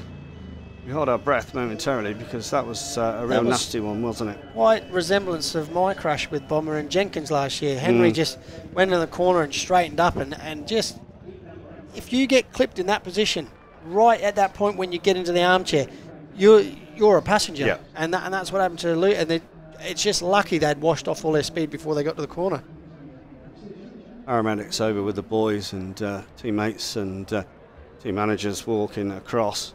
We do hold our breath here because that was a really, really nasty one. It was a good first lap from Hagon, who did everything right to storm to the front, but unfortunately for the Oxford boys, they got things wrong there. So, trying to see across there who's that walking back. Killeen's walking back with Scott Nicholls. So just rather gingerly holding his wrist. We know these boys are tough, but hopefully he's going to be okay to continue. The referee just popped in to have a watch. Yeah, to have a look at the replay, possibly. We'll bring you news, of course, on Henry Atkins as soon as we can. But obviously there's going to be a bit of a delay here whilst he's taken care of. The outside line is really starting to come on now. I think that's probably what's caught Henry out. He's gone in a little bit deeper than he has done all night. And possibly, you know, he's not been gating, and he has made an aggressive change and just wasn't ready for it. He straightened up really, really quick. Yeah, just hope he's okay. Some well, fans I think cheering. He's I up. think he's up, yep. Yeah, and the fans giving him a warm round of applause, but obviously he's going to take all the time that he needs. Yep. Let's have a look at things then, see what exactly went on here. Hagen makes another good start. Look, lean and hard on Luke tight there. is that? Wow. That's a good sign from a young rider to do that. Luke looks like he gets a good run here, but Hagen just gets a good run. Yeah, here we go, Henry there, straightens up. Oh, yeah, what, his arm? It looked like he was trying to avoid, and his arm was... Yeah, I think his hand's gone in. Yeah, well, you touched the back of you can... He'll hopefully... Hopefully he'll be all right, but they're obviously keeping that... he's got 4 fingers and 1 thumb, that's what, but that just as he's clipped his back wheel, and I've got to be honest, today's gloves aren't that great. Okay. And I bet it's just shredded his glove and probably missing a bit of bark off the fingers. He won't be playing the piano for a few days. Well, all that really matters now is he's just obviously going to... he walked back into the medical room and just gets... Watch it again. You just watch him. He just straightens up, and as soon as he backs off, the bike accelerates and throws him forward. And unfortunately, that's the worst thing you can do on a speedway bike is to get off the gas that much. You watch him going down the back straight here. He gets off the gas there, tries to give it another, and bang, straightens up. Oh, there it goes his hand. It does get. Yeah, it does. I tell you what, if it's gone in the back spokes, that could even be worse. That's broken for There's a bit of claret there coming out. Well, we were saying how busy Sam Hagen's going to be. Killeen's going to be in 10 for sure. Yeah, or Ashton, depending on how it goes. Indeed, yeah. So Henry being walked back into the pits. At least that's something, but obviously they're going to check that out. And I guess we're going to get just 2 boys for the, what's this, the 4th running of this heat number 8? It will be when we resume. Yeah. I'm going to miss Corey. Oh, never mind, you can catch up, I'm sure. Oh, seemingly no ill effects for Luke. He's getting his helmet cover back on, and they're just going to check out the bike, make sure. Amy Courtney there. He's in the tractor. He's on the spanners. I know he's been spending a lot of time with Luke in the recent weeks with his equipment and stuff. So, and I think that's if you've not seen it, the improvement in him is he's invested in his equipment. He had some issues with some frames and that, and the club's got behind him and backed him with some kit, and I think they're reaping the benefits of that. We've seen him produce some good performances so far. Looking that way, yeah.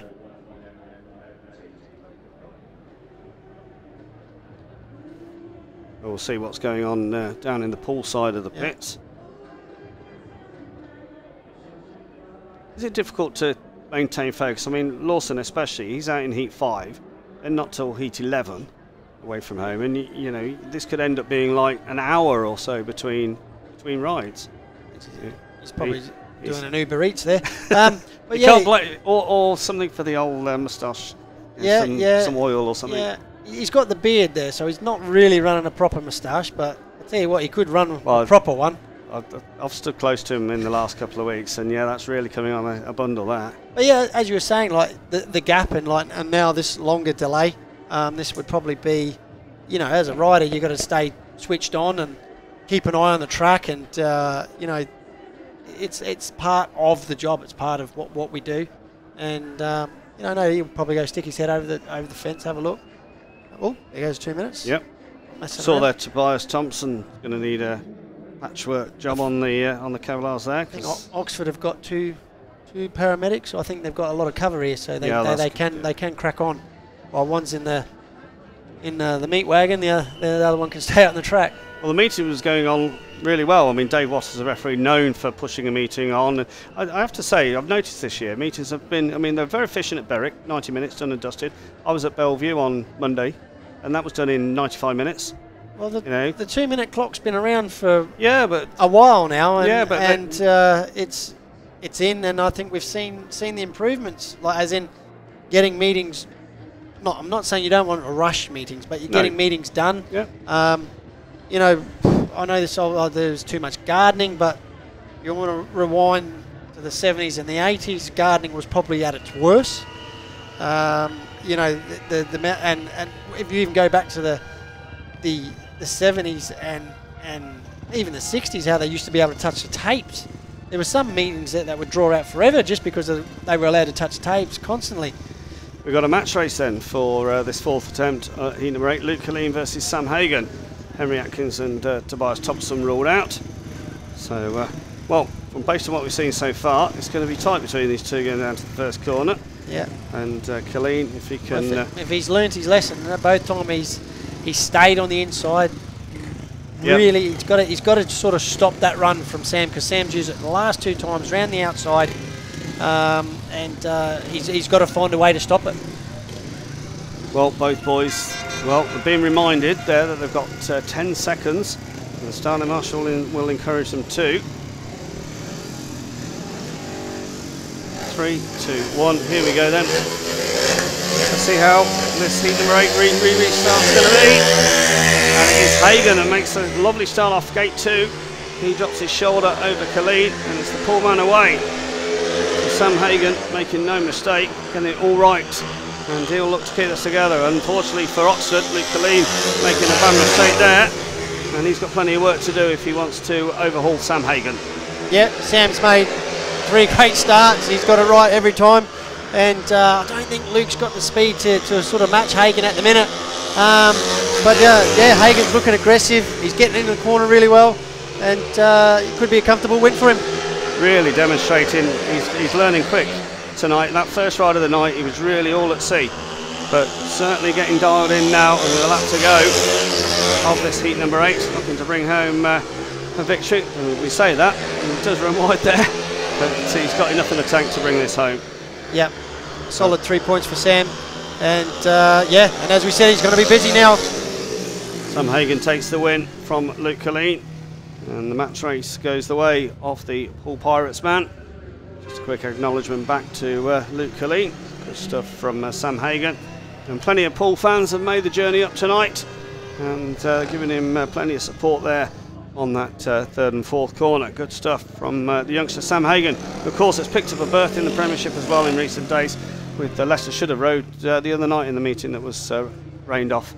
So here's the result of heat number 8. Sam Hagon with a win, Luke Killeen for 2nd, and they were just the 2 finishers in heat number 8.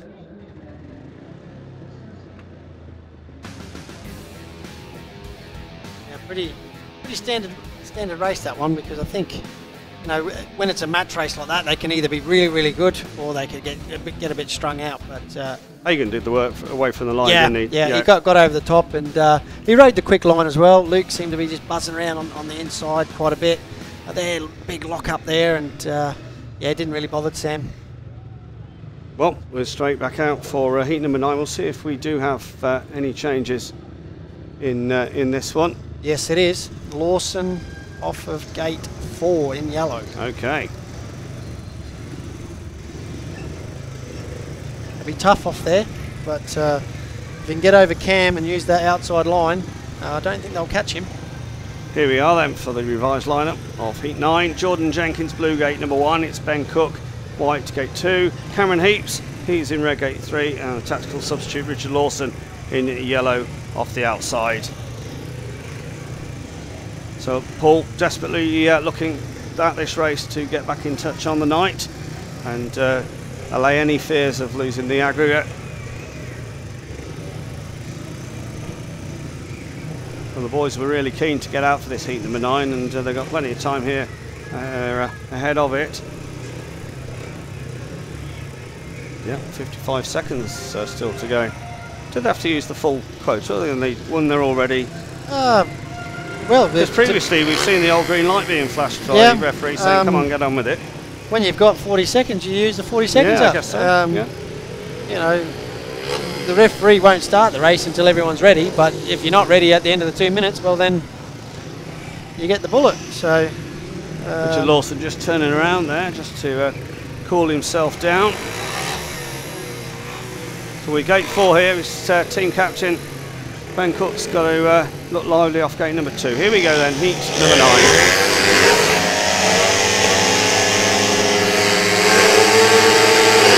Being held there a while, away they go.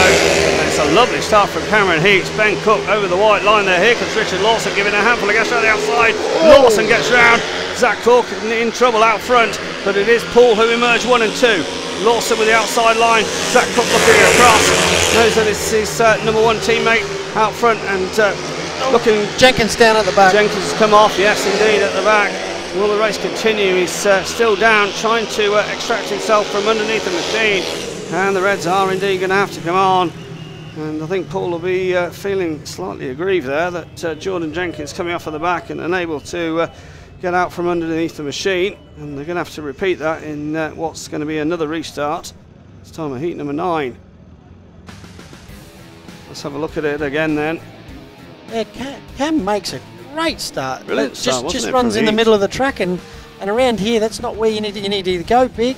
There, look, he's just in the middle, and Cookie up the inside. And boy, yeah, I thought he was going to come off there. And he was very lucky, wasn't he? Yeah, Ben's been lifting quite heavily tonight. But yeah, he lets his partner come round, and look, when they got into that position, there was no way they were going to get caught. And there, Jenkins just doesn't get it right. He's come in on the dirt a little bit, got it all wrong, and just slid off. But seemingly no ill effects. And where are the exclusion lights here? Though they are down there, but blue must have come on because I don't think there's much doubt he's going to be I think that ruled out. That's a given, that is. Yeah. And Dave Waters straight back on with that 2 minutes.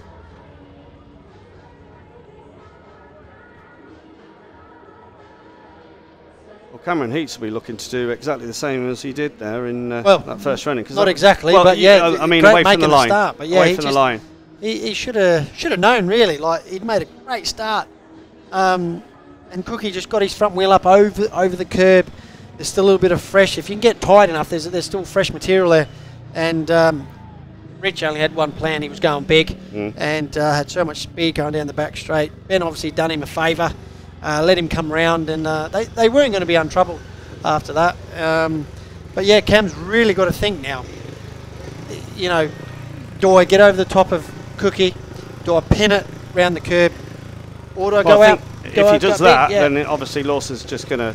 I'd be going straight to the dirt. You know, I think you'd get the momentum down the back straight and obviously go around Cookie. You know, if Cookie got the same line again, you really need to stop where Rich is going. I think we just seen it then in that first staging.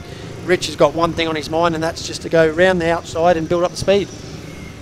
And again, Lawson just taking a turn just to cool himself down. So heat number 9 rerun. Jordan Jenkins ruled out. Ben Cookett will be in gate 2 in the white helmet colour. Cameron Heeps, the sole representative for the Monarch Oxford Cheetahs, in red gate number 3, with Richard Lawson, the tax sub.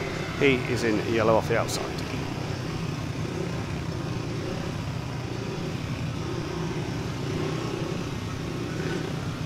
27-20 then, the score after 9 races, but a golden opportunity here for the Pirates. Here we go, the rerun. By the takes where they go, and Cook's made a lovely start off back. Okay, number 2, Heeps with a fine first corner to try to repel the challenge for Lawson, but Lawson quickly through, and Paul once again out front. Richard Lawson storming his way to the front ahead of his team partner, and they're leaving it to Ben Cook to try to keep fellow Australian Cameron Heeps behind. Yeah, I thought Cam had done the right thing, but maybe it just drifted up a little bit too far. He was a bit sideways coming off the corner. Rich got his wheels in line and he's not going to look back from this. Richard Lawson looking absolutely superb out front. Tactical substitute working wonders here, and Paul will be truly delighted. It will close the gap on the night to 3 points, and really the hopes of Lawson may have held for that aggregate quickly evaporating here. No problems for Lawson and Cook, and no threat from Cameron Heeps down the back straight for the 4th and final time. Lawson, the tactical substitute, working really well for the POOLE Pirates. He's going to take it. Cook home for 2nd, and 3rd Cameron Heeps. Perfect stuff for the visitors there. An easy 5-1, and I think that's pretty much probably tucked up the bonus point. Well, the first leg was what, 61-29, so it's not too far away if it's not already mathematically done and dusted. So I think you're right there. Richard Lawson, fine stuff from him, and real class performance from him tonight. Cam made another good start. He got to the dirt first, but he just seemed to skate across the corner. He didn't accelerate, and that hindered him. Here's the result then of heat number 9. Richard Lawson, 3 points for him. Ben Cook, crucial 2nd place. Cameron Heeps in 3rd, 5-1 to the visitors, and it's their first maximum score of the night, and duly timed. It takes the score on 28 to the Monarch Oxford Cheetahs and 25 to the POOLE Pirates. Well, perhaps Oxford now can give focus to actually getting the win on the night. We've got the unbeaten so far, Sam Masters, in this one, and we do have a change with it is Ashton BOUGHEN coming in place of Henry Atkins, whose night is done. Oxford will be looking to strike straight back, won't they, with a 5-1 of their own? You know, they obviously want to try and make sure they secure the win. BOUGHEN's got the inside, so you know, we saw what he did in Heat 2. Admittedly it was the reserve race, and it's a bit tougher here, but we'll see how he can get on. It's going to be Ashton BOUGHEN, the reserve, in the blue helmet colour off the inside. Zach Cook, who's had a tough night so far, just paid 2 from his 2 starts. He's in yellow. Sam Masters, brilliant performance with 2 victories. He's in red, gate number 3. And then Tom Brennan, who's had a fine old night, he is in white off the outside. Yep. Well, Zach's not really been at the races today. No. I think he's just trying to get around. It's going to take him into two, isn't it, to go back in the swing of things. You know, he's off a good gate now. He probably had the outside gates earlier on, I believe. But Ashton, yeah, we've seen what he can do off gate 1 already. I think he's made some changes to his clutch because, you know, we did see him taking some springs out. Working on, and just noticed he just did a practice start as well. So maybe a change. Brennan's got a lot to do off gate 4, but if he'd watched, then obviously no doubt Rich would have told him, you know, what can be done off gate 4, what to sort of hit, and but Sam's looked pretty classy tonight, so he's going to be up against it. So the boys getting ready for this 10th race. Can Masters make a hat-trick of wins, or can Paul continue the return in this heat number 10? Away they go, and Ballinger with a lovely start off the inside, absolutely electric from gate 1. Masters there with him, and Oxford trying to strike back. Here comes Brennan quickly around the outside of Ashton BOUGHEN. He gets into second, and now he'll set his sights on Sam Masters. Masters under pressure here from Tom Brennan. Meantime, BOUGHEN's made a mistake, and Zach Cook coming through. Well, BOUGHEN really got out of the trap. Here comes Tom. BOUGHEN's come off at the back. So disaster for him. He's going to quickly remount to allow the race to continue. So Masters out front looking good, but under severe pressure here from Brennan. Yeah, Tom looks really racy. Sam's just worked it out now. He started to move out. Tom's bike really is hooking up, whether it's in the dirt or even down on the slick. So Sam's going to have here he comes. Tom's up the inside. Really tight out front between Masters and Brennan. 1 lap left in this heat number 10. Not too much room there as Brennan right on the tail of Sam Masters. One mistake from the Oxford number 1. Brennan looking to cut back here off the final corner. Well, is he going to make it through? He's come through. Brilliant ride from Brennan. Stunning ride in heat number 10. And Paul's resurgence continues with a fine ride there. Sam Masters defeated for the first time tonight, and Tom Brennan pulling off an absolute party piece ride to get Sam Masters on the final corner. Absolutely unbelievable from Tom. He was absolutely nowhere in the first corner, and that thing is just pulling his arms out. Didn't know whether he was on the inside, the outside. Sam needed eyes in the back of his head and just got caught there on the last corner. I don't think Masters did too much wrong there, did he? Tom Brennan, fantastic ride from him. He takes the win. Masters for second. Zach Cook, he takes the third. Ashton BOUGHEN, after a brilliant start, coming to grief on the second lap. It's a 4-2.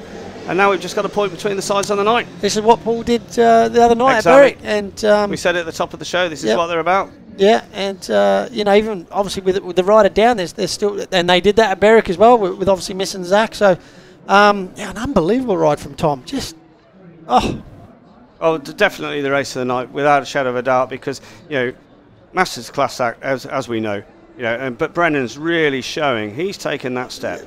But Brennan was able to put enough pressure on Sam to make him guess. Yeah. And that's what it was. And Sam had to change his line quite a few times, and that's what maybe affected his speed and his momentum. Yeah. And Tom read it absolutely like a book on that last corner. Just entered on the cushion of the dirt, you know, on the cushion, turned it back. Sometimes, you know, when it does start to slicking off here, it's hard to get the grip. Tom's bike was gripping everywhere. Yeah, he knew exactly what he wanted to do, and he executed it absolutely brilliantly. Well, after that excitement, heat number 11 on the way, and well, Oxford after a bright start, now under a bit of pressure here on home shale, and looking to Scott Nicholls to slam in another win. Well, is Belgium coming out for note? I think it's Killeen is replacing him in this one. So with Ashton BOUGHEN coming to grief in heat 10, he's replaced here by Luke Killeen, which will also quickly back out for a scheduled ride here in white to gate number 1. Scott Nicholls red gate 2, Tobias THOMSEN yellow gate number 3, Luke Killeen in blue off the outside. Killeen again 5+1. I know yeah, some of those were in that heat number 8, but nevertheless contributing. That's good to see. Not would be as easy perhaps for Scott Nicholls here with Lawson on his direct inside. No, it's going to be tough. Rich has obviously got the better gate. I believe it's the better gate, and Scotty has looked fast tonight, and looks like he really enjoys it around here. So, but Rich will obviously build confidence from that last one as well. So, definitely a good race. Good to see from a Poole perspective as well. Tobias THOMSEN seemingly no ill effects. He's out for his fourth scheduled ride. So. always good to see when a guy's had enough. You know, you think, is that the night done? Tobias, what can he contribute here? In his heat at number 11. Away they go. Lawson makes a stunning start off the inside, swings Nicholls wide. Thompson cutting tight on the inside for the 7 times British champion, and Tobias Thompson storms into second. So it's Poole 1 and 2 once again. Nicholls headed for the first time tonight. Lawson with a super start off the inside, and Thompson under severe pressure here from Scott Nicholls. Yeah, I tell you what, Thompson chopped Scott's nose off going down the back straight there. But yeah, Rich made a great start, but here comes Scotty, up high. Oh, he's going to squeeze him hard there, Thompson. But can Scotty get round him? Not too much room there, was there? Nicholls really trying to turn himself inside and out here, trying to work out the best line of attack on Tobias Thompson. And Thompson coming out with what perhaps could be a match-winning ride for the Pirates. Nicholls with his wheels in line here, but still not close enough. Can he find a way past on this final lap? No, he's just tried the inside there. I think Thompson's got enough. But look at Rich out in front. He wasn't bothered. And big 5-1 for Poole. Great stuff from Lawson. Super ride from Tobias Thompson. And that could be all she wrote for Oxford. They really need to get their thinking caps on, because Poole have turned the tide here and they go ahead for the first time tonight. Good stuff from Lawson, and Tobias Thompson coming up with a big ride there in heat number 11. Nicholls headed for the first time tonight. He'll be very disappointed with that, I'm sure. Poole, well, as we said, they never know when they're beaten, and they've turned the tide here at Cowley tonight. Lawson, another impressive race win. Tobias Thompson, what a good ride from him, having picked himself up off the deck after a heavy fall last time out. Scott Nicholls for third, Killeen at the back. 5-1, and at the interval stage here, it's 31 now to the Monarch Oxford Cheetahs, 34 to the POOLE Pirates. Well, I think not many would have put their money on a 5-1 there, or the POOLE Pirates, but that's what they're about. Let's have a look at it again. Lawson, electric off gate number 1. Got to the first corner, swung Scott Nicholls wide, and then Thompson with presence of mind to chop off the nose of Scott Nicholls. And then for all his efforts throughout the remainder of the race, Nicholls unable to land a blow. And Poole, well, it was looking so good for the home side. Poole have come back strong, and they now lead. They've wrapped up the aggregate. That's not in doubt without they've already secured that. And with the interval underway, we're going to now go down. I think we're going downstairs to see Rory on the track. 2-1 to Oxford United on aggregate, as we are at the moment, and probably approaching midway through that second half in that particular fixture. So if you were watching, you chose me to. It's not with me. It's not down there. It's just coming through now. Downstairs, upstairs. Just look out the window. He's nearly there. So. And here is my erstwhile colleague tonight. Don't get run over by Tractor Mate. There we go. So I think Rory's just going to just bring us up to date with what's going on down there. Thanks, mate. We're just down here on the track. We just might come up and have a look at turn 1. What we have noticed tonight, a few of the lads, when they do go in a little bit deeper, it's shooting them forward. Now, if we quickly just come out here, we'll just see the contrast. We're down to the base here. And as I've spoken about it before, there is clay in it, so you do get grip. But then if you just shift up, half a foot, that clay comes more apparent, and you can see it. And with the engines the way they are now, they just grip and literally shoot forward. So you go from one extreme to another, and that's why you see a few of the lads, they're just shooting forward. They're getting a little bit out of shape. But, that's part and parcel of it here. The shale here is different. It's got high clay content. And, some of the home riders can make it work. We've seen Richard Lawson use it, obviously, in the races before. But with the tractor going around now, it's just taking the edges off that bit of a clay bit there. And that'll make it a little bit easier for the lads. And they do a lot of tyre packing here, which makes the track a little bit more consistent. The lads have been trying to run a little bit higher up on the track. Scott tried very, very hard in that last one, but couldn't make it work. So, as a track, we've got a few more races to go. It will change again. We've seen Gate 4's not working that well, but it depends on where you end up in the first corner. You can make Gate 4 work when you're coming off turn 2, and which we've seen Richard Lawson make work previously. So, we'll keep an eye on it and we'll see what happens for the rest of the night. Great to hear from Rory down there, and they're going to make their way over towards the pits whilst the interval stage here, and they're obviously going to work on the track, try to not only bring the track back to the home side if possible, but all credit to Poole for turning the tide, exactly like they did on Saturday up at Berwick, and once again, as we've seen year after year after year, it's going to take a good team to stop the Pirates. So they'll be looking to avenge last year's heartbreak in the championship final. But yeah, it's been some good stuff tonight, epitomised by the ride of Tom Brennan, I think, in that heat number 10. Great to see British youngster, and as we mentioned, he missed out on that SEC qualification. But if he's got a shot at Grand Prix qualification this year, then we'll keep our fingers crossed for him. So just keeping an eye on things over in the pits, just to see if Rory can grab a word with anybody. Thanks, Pete. Yeah, we're just down here in the pits, and hopefully we can see what the lads are up to and maybe grab a couple of words. I've got Cameron Heeps here. Heepsy, how you doing, mate? Bit of a tough night? It started off okay, but yeah, kind of just got swamped up there and eaten alive, so made a few changes and see if we can make it more comfortable on the track. It looks surprisingly a little bit grippier than normal, do you think? Is this probably the grippiest it's been all year? I think it's probably the grippiest it's been in 2-3 years, so yeah, it's just something a bit different, mate, and obviously the normal stuff don't work, so we've got to try and tune into that and get something going. Yeah, you look like you're gating a lot better tonight, which I think that's what you've been searching for in recent weeks. But you must feel a little bit frustrated. You've made some good first turns and just got in the wrong position coming off turn 2. Yeah, exactly, mate. Couldn't have put it any better. Yeah, like you say, I'm making starts, but maybe because I'm making starts, I'm surprising myself and getting a bit caught up in the first corner. But hopefully have a good one in the last one and get a win. Yeah, good, nice one. Thanks for that, mate. Cheers. So we'll just go a bit further down, but yeah, as you can see, the lads are actually starting to say that the track is grippier than normal.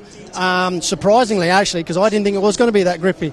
But as we go a little bit further here, I think we got Jordan there, and wonder if we can get Ashton a quick word with Ashton and see what changes he made. Ashton, can I grab a word, mate? Yeah. We've seen you just before you were changing something on the clutch there. Were you pulling out, changing some springs, something like that? Yeah, sort of just I'm lifting on the start a bit too much and not going forward, and just need to learn, change stuff. So that's what I'm doing. It worked in that one, but a silly mistake. But yeah, hopefully go again. Just all learning and trying to improve. Yeah, it was obviously a better start. It went forward. Obviously, didn't get any of that upward movement. But you can build on that. You make the change. It's a positive. The riding thing will come. But, you're getting some points in at the minute. So confidence, that's all you got to build on, really. Yeah, definitely. I'm all right when I'm out front. It's just going behind, trying to pass us, but it's learning. So, yeah, just trying to build on that and work on that. So, yeah. You'll be all right, mate. Thanks for talking to us. Cheers. Yeah, so obviously Ashton, making some changes there with some springs and that, and just seeing Tom Brennan. I might grab a quick word with him because he's obviously the rider of the hour at the minute after that last race. So we'll see if we can quickly grab a word with him, because I might need a set-up tip or two. I won't ask you just yet. I'll ask this guy. I'll come to you in a minute, Sam. Tom, pretty good ride in that last one, mate. Thank you very much. Yeah, we tried. You're getting grip everywhere, mate. Like on the inside, on the outside. You were sort of making Sam sort of change his line every lap. Yeah, I mean, that's kind of the nature of this track. It's kind of like small and technical, so you have to kind of use the brain a little bit. And a few times I got a little bit out of control, but at the same time we managed to get the job done. So no, it was good. Hopefully we can replicate that at the next two. Yeah, well, it looked exciting from where I was watching it anyway. But thanks for that, Samo. You've been a bit frustrated with that, mate. You made 3 demon starts, and yeah, just got caught napping there. Yeah, I felt slow though. I felt really vulnerable the whole race. Fair play to Tommy, he rode a good race. I wasn't frustrated, fair play.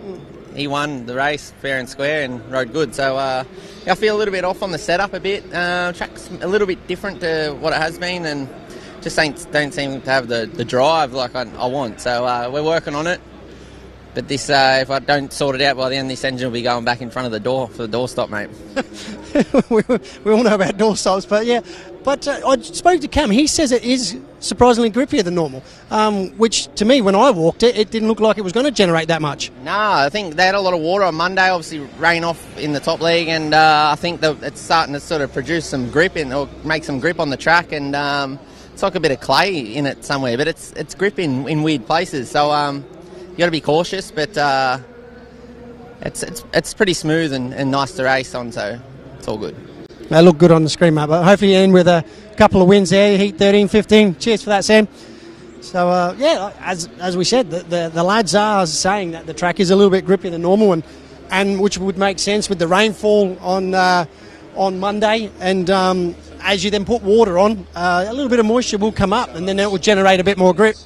So as we walk a little bit further down into the pool set up down here, might see if we can grab a word with Midlo. He's always good for a word. How are we, Midlo? All right, mate. You'd be pretty happy with that. You're doing the same thing you did to us the other night. Yeah, no, 7 down to being 3 up. Yeah, I mean, it's some tough heats coming up for us, so, you know, but yeah, the boys dug really deep then. I mean, I didn't see that one with Tobias doing Scotty, but Tobias is a bit hard to pass. Yeah, like, he got in a good position, really shut the door hard on Scotty coming off the corner, and then I think Scotty did throw everything at him and just didn't have enough in the bag. No, I think the dirt's moved out a little bit further now. Scotty tried to get to it, it's a little bit too far out, and of course Toby was just nipping it around the line and got the job done, so yeah, really good ride. Yeah, well, the Oxford lads are actually saying the track is a little bit different, a little bit more grippier, but it's the same for everyone. And I think you guys did the same to us. You seemed to adapt as the meeting went on, and obviously went the right way with the setups and making it count when you needed. Yeah, I'd rather do it easier from the start. But yeah, as you say, I mean, early doors, I mean, the dirt was quite heavy, and the boys were trying to get into it and just couldn't turn it. And you see, you know, the Oxford boys, Scotty particularly in his first couple, coming on the line nice and tight, just kisses the dirt and off he goes. But now that dirt's moved out a little bit further, it's a little bit harder to do that. So you've got to, you know, starting's a huge deal now. You know, the gates are going to play into somebody's hands. Four's obviously going off, and it notoriously goes off here, but Rich made it work in that last one. He was quite intelligent in that last one, and what I'd noticed, you know, with young Sam, he seemed to struggle in his easiest race. Definitely, you know, with Martin Dugard in his pits, you know, lots of experience, definitely would have made a change, and he's looked better as the night's gone on. Yeah, that's right. He beats himself up too much. You know, he's got too much going on in his head. I said, you know, this Speedway is a simple game. You know, just get out there and ride. Just don't think too much about it. You know, Sam's not the greatest starter by his own admission, but you know, when he does make a start, he's hard to catch. He's actually trapped. Like in that one where he had to do it 3 times, he did it 3 times. So he kept coming in saying, "Oh, you know, I don't think I can make it. I've used the dirt in the groove and everything." We said, "Just get in there and flatten it," and he did it. So it's good. It's good. That's good. Pleased for him. So obviously we'll keep going. We'll keep pushing, and you'll be looking for another win tonight. Yeah, I love the win. I mean, we came to that group point which we've got now, which is good. But yeah, no, we always come for a win, mate. You know that. I know the Poole way. Cheers, Midlo. Thanks for that, mate. We'll go a bit further down there, but obviously, as you can see, like that's what we're talking about. How Poole, you know, just seem to generate winners. You know, that's the mentality. You know, from when you sign there, and even after you leave, yeah, it's sort of like what you get given. So we got young Cookie here, mate. How are we? Looking okay tonight, mate. Bit better one in that other one, but lifting quite a bit tonight. Is a little bit because it was, you know, you were here a couple of weeks ago, a little bit more grippier. Is that what it is? Yeah, it is a little bit grippier. Just still trying to work out the setup. It's a little bit better then, but just got to make starts and make life a bit easier. But yeah, it's going all right for the boys. We've come back. We had a bit to catch up, but yeah, it's going all right now. I know you seem to have this trait of coming back from quite a bit back, don't you? But no, but you're showing it. Obviously, as the meeting develops, you guys seem to adapt, and you are making it count when needed. You know, towards the end of the night. But obviously, are you happy with what you've done so far tonight? You know, you've not shown the pace or the gating that you did when you come in for Kings Lynn, but obviously you got a bit more in the tank. Yeah, just trying to be smart as well. You know, kind of help Sam home in one, and then. Worked with Rich there to get a nice 5-1, so it's not all about just going out there and just going as fast as you can. You kind of got to look for your teammates when you can, but tough one in 13. Hopefully you can come off 4 and make something happen. You love a gate 4 here, don't you? Thanks, Cookie. I think that's all, mate. I'm going to have to get back up in the box, but we'll speak to you in a bit. Thanks, Rory. Great to hear from the boys then down in the pits. We are back underway here at Cowley then for what will be heat number 12.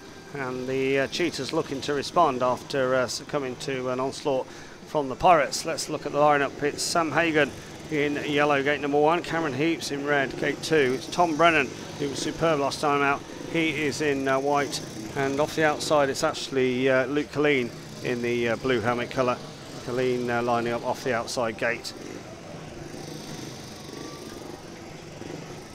Well, Cameron Heeps tonight's been making some fine starts. He'll be looking to avenge that 5-1 that he conceded in heat number 9. Pitch shot looking on from the pits. And well, 4 heats to go here, this BSN series fixture. Can the Pirates continue this overhaul and take victory on the night? They'll be looking to Hagen to hop off gate number 1. And with Brennan in the mix too, they could really exert the pressure. Jamie Courtney down there, just enjoying a, well, looks like a hot cuppa, but perhaps needs something cooler. I think we all do up here. Half a minute to go ahead of this heat number 12 then. Hagen there off gate number 1. Can he make that count? Can Brennan combine? Or can Cameron Heeps and Luke Killeen stop them? Here we go. By the takes away they go. Another fine start for Cameron Heeps. Gets to the first corner. Hagen's missed out. Killeen getting around the outside of him. Here comes Brennan with his wheels in line. And Tom Brennan stalls to the front. So it's Brennan then from Cameron Heeps. Third is Luke Killeen. Out the back is Sam Hagan. A shared race situation, but it's once again a pool man out front. Tom Brennan looking good and looking to bring this home. Heeps charging hard, but with plenty of work to do. Race on for the crucial third place point. Killeen holding that position down the stage with Hagan with plenty of work to do. Hagan unable to make gate 1 count, and the boys pretty well spread here in this heat number 12. Just over a lap to go for Tom Brennan, and Brennan on a final 9 is coming. Comfortably clear of Cameron Heeps. Killeen riding round along the curb to keep Sam Hagan behind as they come off the final corner. Brennan, another impressive race victory from him. Cameron Heeps for second, third Luke Killeen, and Sam Hagan at the back. So Paul's Tom Brennan doing what he needs to do there, keeping the Pirates in front, and just 3 heats to go here with 3 points between the sides. The visitors still holding on to this reversal of fortune. And Tom Brennan with a celebratory wheelie. Rory's back with us. That was a good ride once again from Tom. Being a bit out of breath. I'm sure he is too. But yeah. Yeah, I did see the start there, and Cam made another good one. He did. Yeah. And just yeah, I don't know, just getting it all wrong, coming off turn 2, just getting in the wrong positions at the wrong time, and it's positive for him because that's what he was struggling with starts at the beginning of the year. But yeah, obviously hit the front again and wasn't able to keep it. Tom Brennan then with a win from Cameron Heeps. It was Luke Killeen in third with Sam Hagan at the back. So that one's a share. And 34 now to the Monarch Oxford Cheetahs, 37 to the POOLE Pirates. And big heat 13 coming up. And the home side, well, they need a maximum out of this one and put the pressure back on the visitors. I'm getting a bit of deja vu after Saturday. The Pool were just doing it again, aren't they? It is definitely a repeat. It's the same sort of feeling about it. But Oxford here with Masters and Nicholls. They'll be looking for those to combine. But real crackerjack racing prospect this heat 13. Sam Masters then in red off the inside. Richard Lawson, white gate 2. Sam Masters in blue gate 3. And it is Ben Cook in yellow off the outside. Which way is this one going to go, Rory? Well, I think Oxford have got the better gates, I think, 1 and 3. I think Richard's finally found a bit of setup, you know, a good setup there. But as Cookie was saying just before, you know, gate 4's hard to come off, but I think the outside's still working, so he'll probably have one idea, and that's to go big. But the cutback could be on. If Sam decides to run Rich up, you know, definitely the cutback could be on. And certainly a man of Scott Nicholls, he's most definitely a rider that can do that sort of move.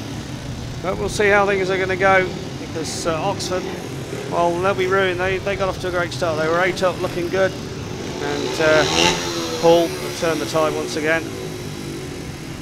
They just find a way. They do, don't they? Yeah. Yep. They just find a way. Well, as you might expect, all boys taking full advantage of the 2-minute countdown here. Pressure race, big race.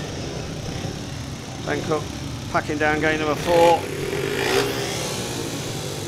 So just about ready now for a massive heat number 13. Lawson, the man, last man to order. Here we go then, P13. They fly. Masters with a super start off the inside, and Nicholls has made a good one too. And Oxford emerged 1 and 2. Oxford down the back straight, Nicholls taking up the lead from Masters. Lawson in third, Cook at the back. Start was crucial, and it is Oxford away, although here comes Richard Lawson giving a big handful of gas, trying to get to the outside of Sam Masters. Very little between them. Lawson's committed to the outside. He looks to have made second spot here. Yeah, Lawson's upbuilt it. I'll tell you what, Scott's not careful. Lawson could turn it back here, get his wheels in line. But yeah, Sam sort of did the unselfish thing there, got Scotty around the outside, left himself vulnerable to running tighter. But Rich has got some speed on Scotty. He certainly has got some speed. About 5 metres between them, just over a lap to go. Obviously 13, imperative for the Monarch Cheetahs that Nicholls can bring this home. Nicholls under all sorts of pressure from Richard Lawson. Lawson trying to turn tight, but Nicholls I think has just about got enough here. One last effort coming up from the pool number 1. Lawson giving a handful of gas around the outside. It's going to be tight, you know. Nicholls will just about hang on. Good stuff from Scott Nicholls, but made to work for it there from Richard Lawson right behind him. Yeah. Scotty was dominant off 3, got across. Sam did everything right, you know, gave Scott that space to run into turns 3, but Rich was coming big. He was just he just committed early, and with Sam riding that a little bit tighter, you know, you wash off that speed, and that's when he just got caught. Result then of heat number 13, Scott Nicholls with a win from Richard Lawson. Sam Masters in third, Ben Cook at the back. It's a 4-2 heat advantage for the Monarch Oxford Cheetahs, and well, with 2 heats to go, single point between the sides. It's 38 to the Oxford Cheetahs and 39 to the POOLE Pirates. Straight on to heat number 14. This will see Jordan Jenkins and Ashton BOUGHEN for the home side. They'll be up against Zach Cook and well, Max Perry it will have to be, because he's only had 2 outings. Last row back in heat number 4. So tough outing for Max Perry. Yeah. You look back, it's what's the time approaching? 20 to 10, so probably 90 minutes or so since he last rode. Yeah. Just had a really quick conversation with Zach, and he said he's feeling quite good, but just not happy with the way the bike's getting off the line. He says he's had 3 starts and 3 completely different feelings, you know, from when he was dropping the clutch. So he's tried something again, hoping for a positive effect, but he said he's felt pretty good, and yeah, he just said not happy with how the bike's getting off the line. Well, let's see how he gets on here in this heat number 14. He's got the inside gate, Zach Cook in white, gate number 1, Ashton BOUGHEN in blue, gate number 2, Max Perry, he's in yellow, gate number 3, with Jordan Jenkins, he's in red off the outside. So Cook with a good opportunity here off the inside, but Oxford, if they get some out of this and go ahead by a single point, maybe even more. Jordan's got a lot on his shoulders, indeed, especially coming off 4. Indeed, he has. He's got to think he's good enough to get over Max, and then dominate coming off 2, like build up that speed, not be disheartened about what happened in his last one, and really commit. Zach Cook's going to be the last man to order. Charlie Marshall keep losing a bit of patience with him. But here we go, crucial heat 14. Face fly away they go, and it's a good start from Ashton BOUGHEN, who gets into the first corner ahead of Zach Cook. Trying to come from wide is Jordan Jenkins, and it's tight down the back straight, but Jenkins with the outside run here on Zach Cook. Can he make it stick? Looks like he can, and Oxford emerge 1 and 2. So BOUGHEN with a fast start, making it count, and a good first lap from Jordan Jenkins. Yeah, the obviously changes Ashton's made has made a great positive effect on him. He's made a great start off of 2, and Jordan did exactly what I said. He went round the outside, built up the speed, but Zach's still there. He's still having a go, but Ashton looks good out in front. BOUGHEN with a comfortable advantage out front. The race on for second between Jenkins and Zach Cook, and Cook giving it everything here. He's right on the tail. Looking back, Jordan Jenkins, he knows exactly where he is. And Cook with work to do here down the back straight for the final time. Not too much between them, but it does look as if the Monarch Oxford Cheetahs are going to bag a big 5-1 out of this heat number 14. One last effort from Cook on one wheel, my word. Well, I'm going to let Dave Waters call that. I think Jenkins got it, just about hung on, but we wheel away the word because that was close. Credit to Zach Cook for giving it everything for all 4 laps. The Oxford boys think they've got the 5-1. If they have, they are going to be up by 3. Yep, confirmed. It's Victor Ashton BOUGHEN, but last heat decider. Last heat decider, yep. Great ride from Jenkins. And the Oxford boys combined for the 5-1. Credit to Cook for his efforts, but not quite enough. Here's your result of Heat 14. Ashton BOUGHEN taking it from Jordan Jenkins. Zach Cook for third, Max Perry at the back. It's a big 5-1 for the home side. And we won to go. Like you say, a last heat decider. It's 43 to the Monarch Oxford Cheetahs and 40 the POOLE Pirates. See that effort from Zach Cook on the final corner. Really tight there. He's getting all the grip. Possibly should have tried that maybe a lap or two ago. Half a bite. Yeah. But no, credit to Oxford. They needed that, didn't they? You said ahead of the race that the pressure was on Jordan Jenkins' shoulders. It was BOUGHEN making the great start. Yeah. And then Jordan did what he needed to do. Ashton did his job, got over the top of Zach. Because if he didn't, obviously, Zach could have easily sort of come out of turn 2 off the curb and then slam, what we've seen earlier in the night, what happened to Scotty. So it can happen, looks like Sam's changing bite. He did say he weren't happy. Yeah. So looks like he's going to jump on his second bite. And he's just gone off as the night, as we heard. So obviously, not happy. Those first 2 rides, he was immense, wasn't he? Yeah. But it can be deceiving. You think, I'm out in front because you make so good starts. But there you go. Here's the.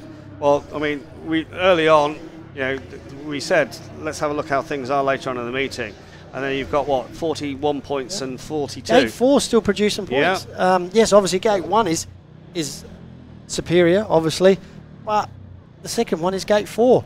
And I think that generally is it. If you can get to the corner with them and to the dirt, and that gives you get that run around the outside. So surprisingly, Gate 3 is the worst. But if you look at the track there, you would obviously straight away think, Gate 4. We've seen it obviously in the one with in 13. Ben definitely didn't make a good start, and unfortunately, it didn't work. Head of heat number 15, and let's have a look at who's contributed. And Masters with, like you say, 2 wins to start, 9-point tally. Got Nicholls also doing his job with 3 race wins. So you'd expect to see those 2 in the last. Yep. For Paul, well, Lawson and Brennan for me, I think. I think that's a given. I don't think Cookie's sort of, been what we know he can be around here. But if we go on Brennan's, that race against Sam looked really good. And I'm guessing Poole will have choice of gates. So it'll be interesting to see what gates they could go for 2 and 4. That could be an interesting call. Yeah, I mean, based on that, those statistics we saw a moment ago, the case to be made. But wouldn't you favour 1 and 3? I mean, especially if you've got Lawson and Brennan. I mean, both have demonstrated tonight that they can, even if they can't get out. Yeah, if they've got the choice of gates, which I think they might do, but it looks so Lawson's like going in yellow. And so he'll be going off the white. outside, depending on what they take. Try and keep an ear out the old window here and see what's being said. The poor boys in conversation, and Danny Ford down there as well, keeping things together. 2 team managers being interviewed over the public address. Well, Scotty's, Nicholls in blue. he'll be going off the outside. Right, will it be 3 or 4? Well, Oxford, just need a couple of points, don't they? Because even if it's a 4-2, it's not enough for Poole. Nope. So maybe some. To my mind, you got a last seat decider. You need you want your experienced guys in. You need a Nicholls that, even if Scott's so savvy, if an event develops, he knows how to control a race. He knows what to do in a circumstance. But I fancy the Cheetahs here. I think they'll. Let's see them. Let's see what gates. Yep. They're going off. Well, Sam's definitely changed bikes. Yep. You'll want to do a practice start on it, see how it feels, how the clutch feels. Well, we're underway. We've got already half a minute gone on the 2-minute countdown.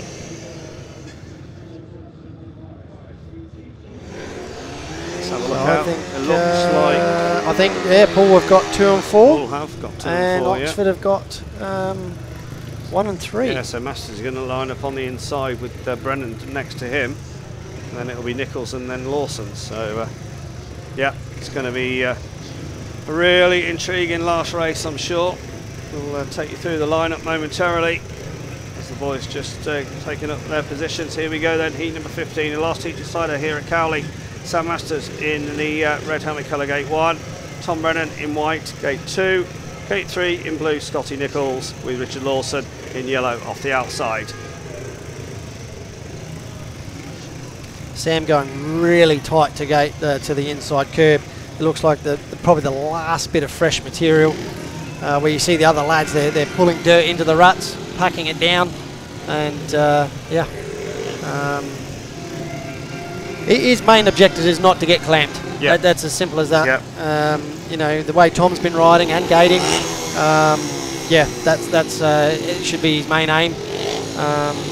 Scotty coming off the outside, you obviously know he'll want to keep Rich out, you know, collecting airbags. Let's see what happens. Here we go then, heat number 15, the last heat decider. Takes fly where they go. It's a super start for Tom Brennan, absolutely electric.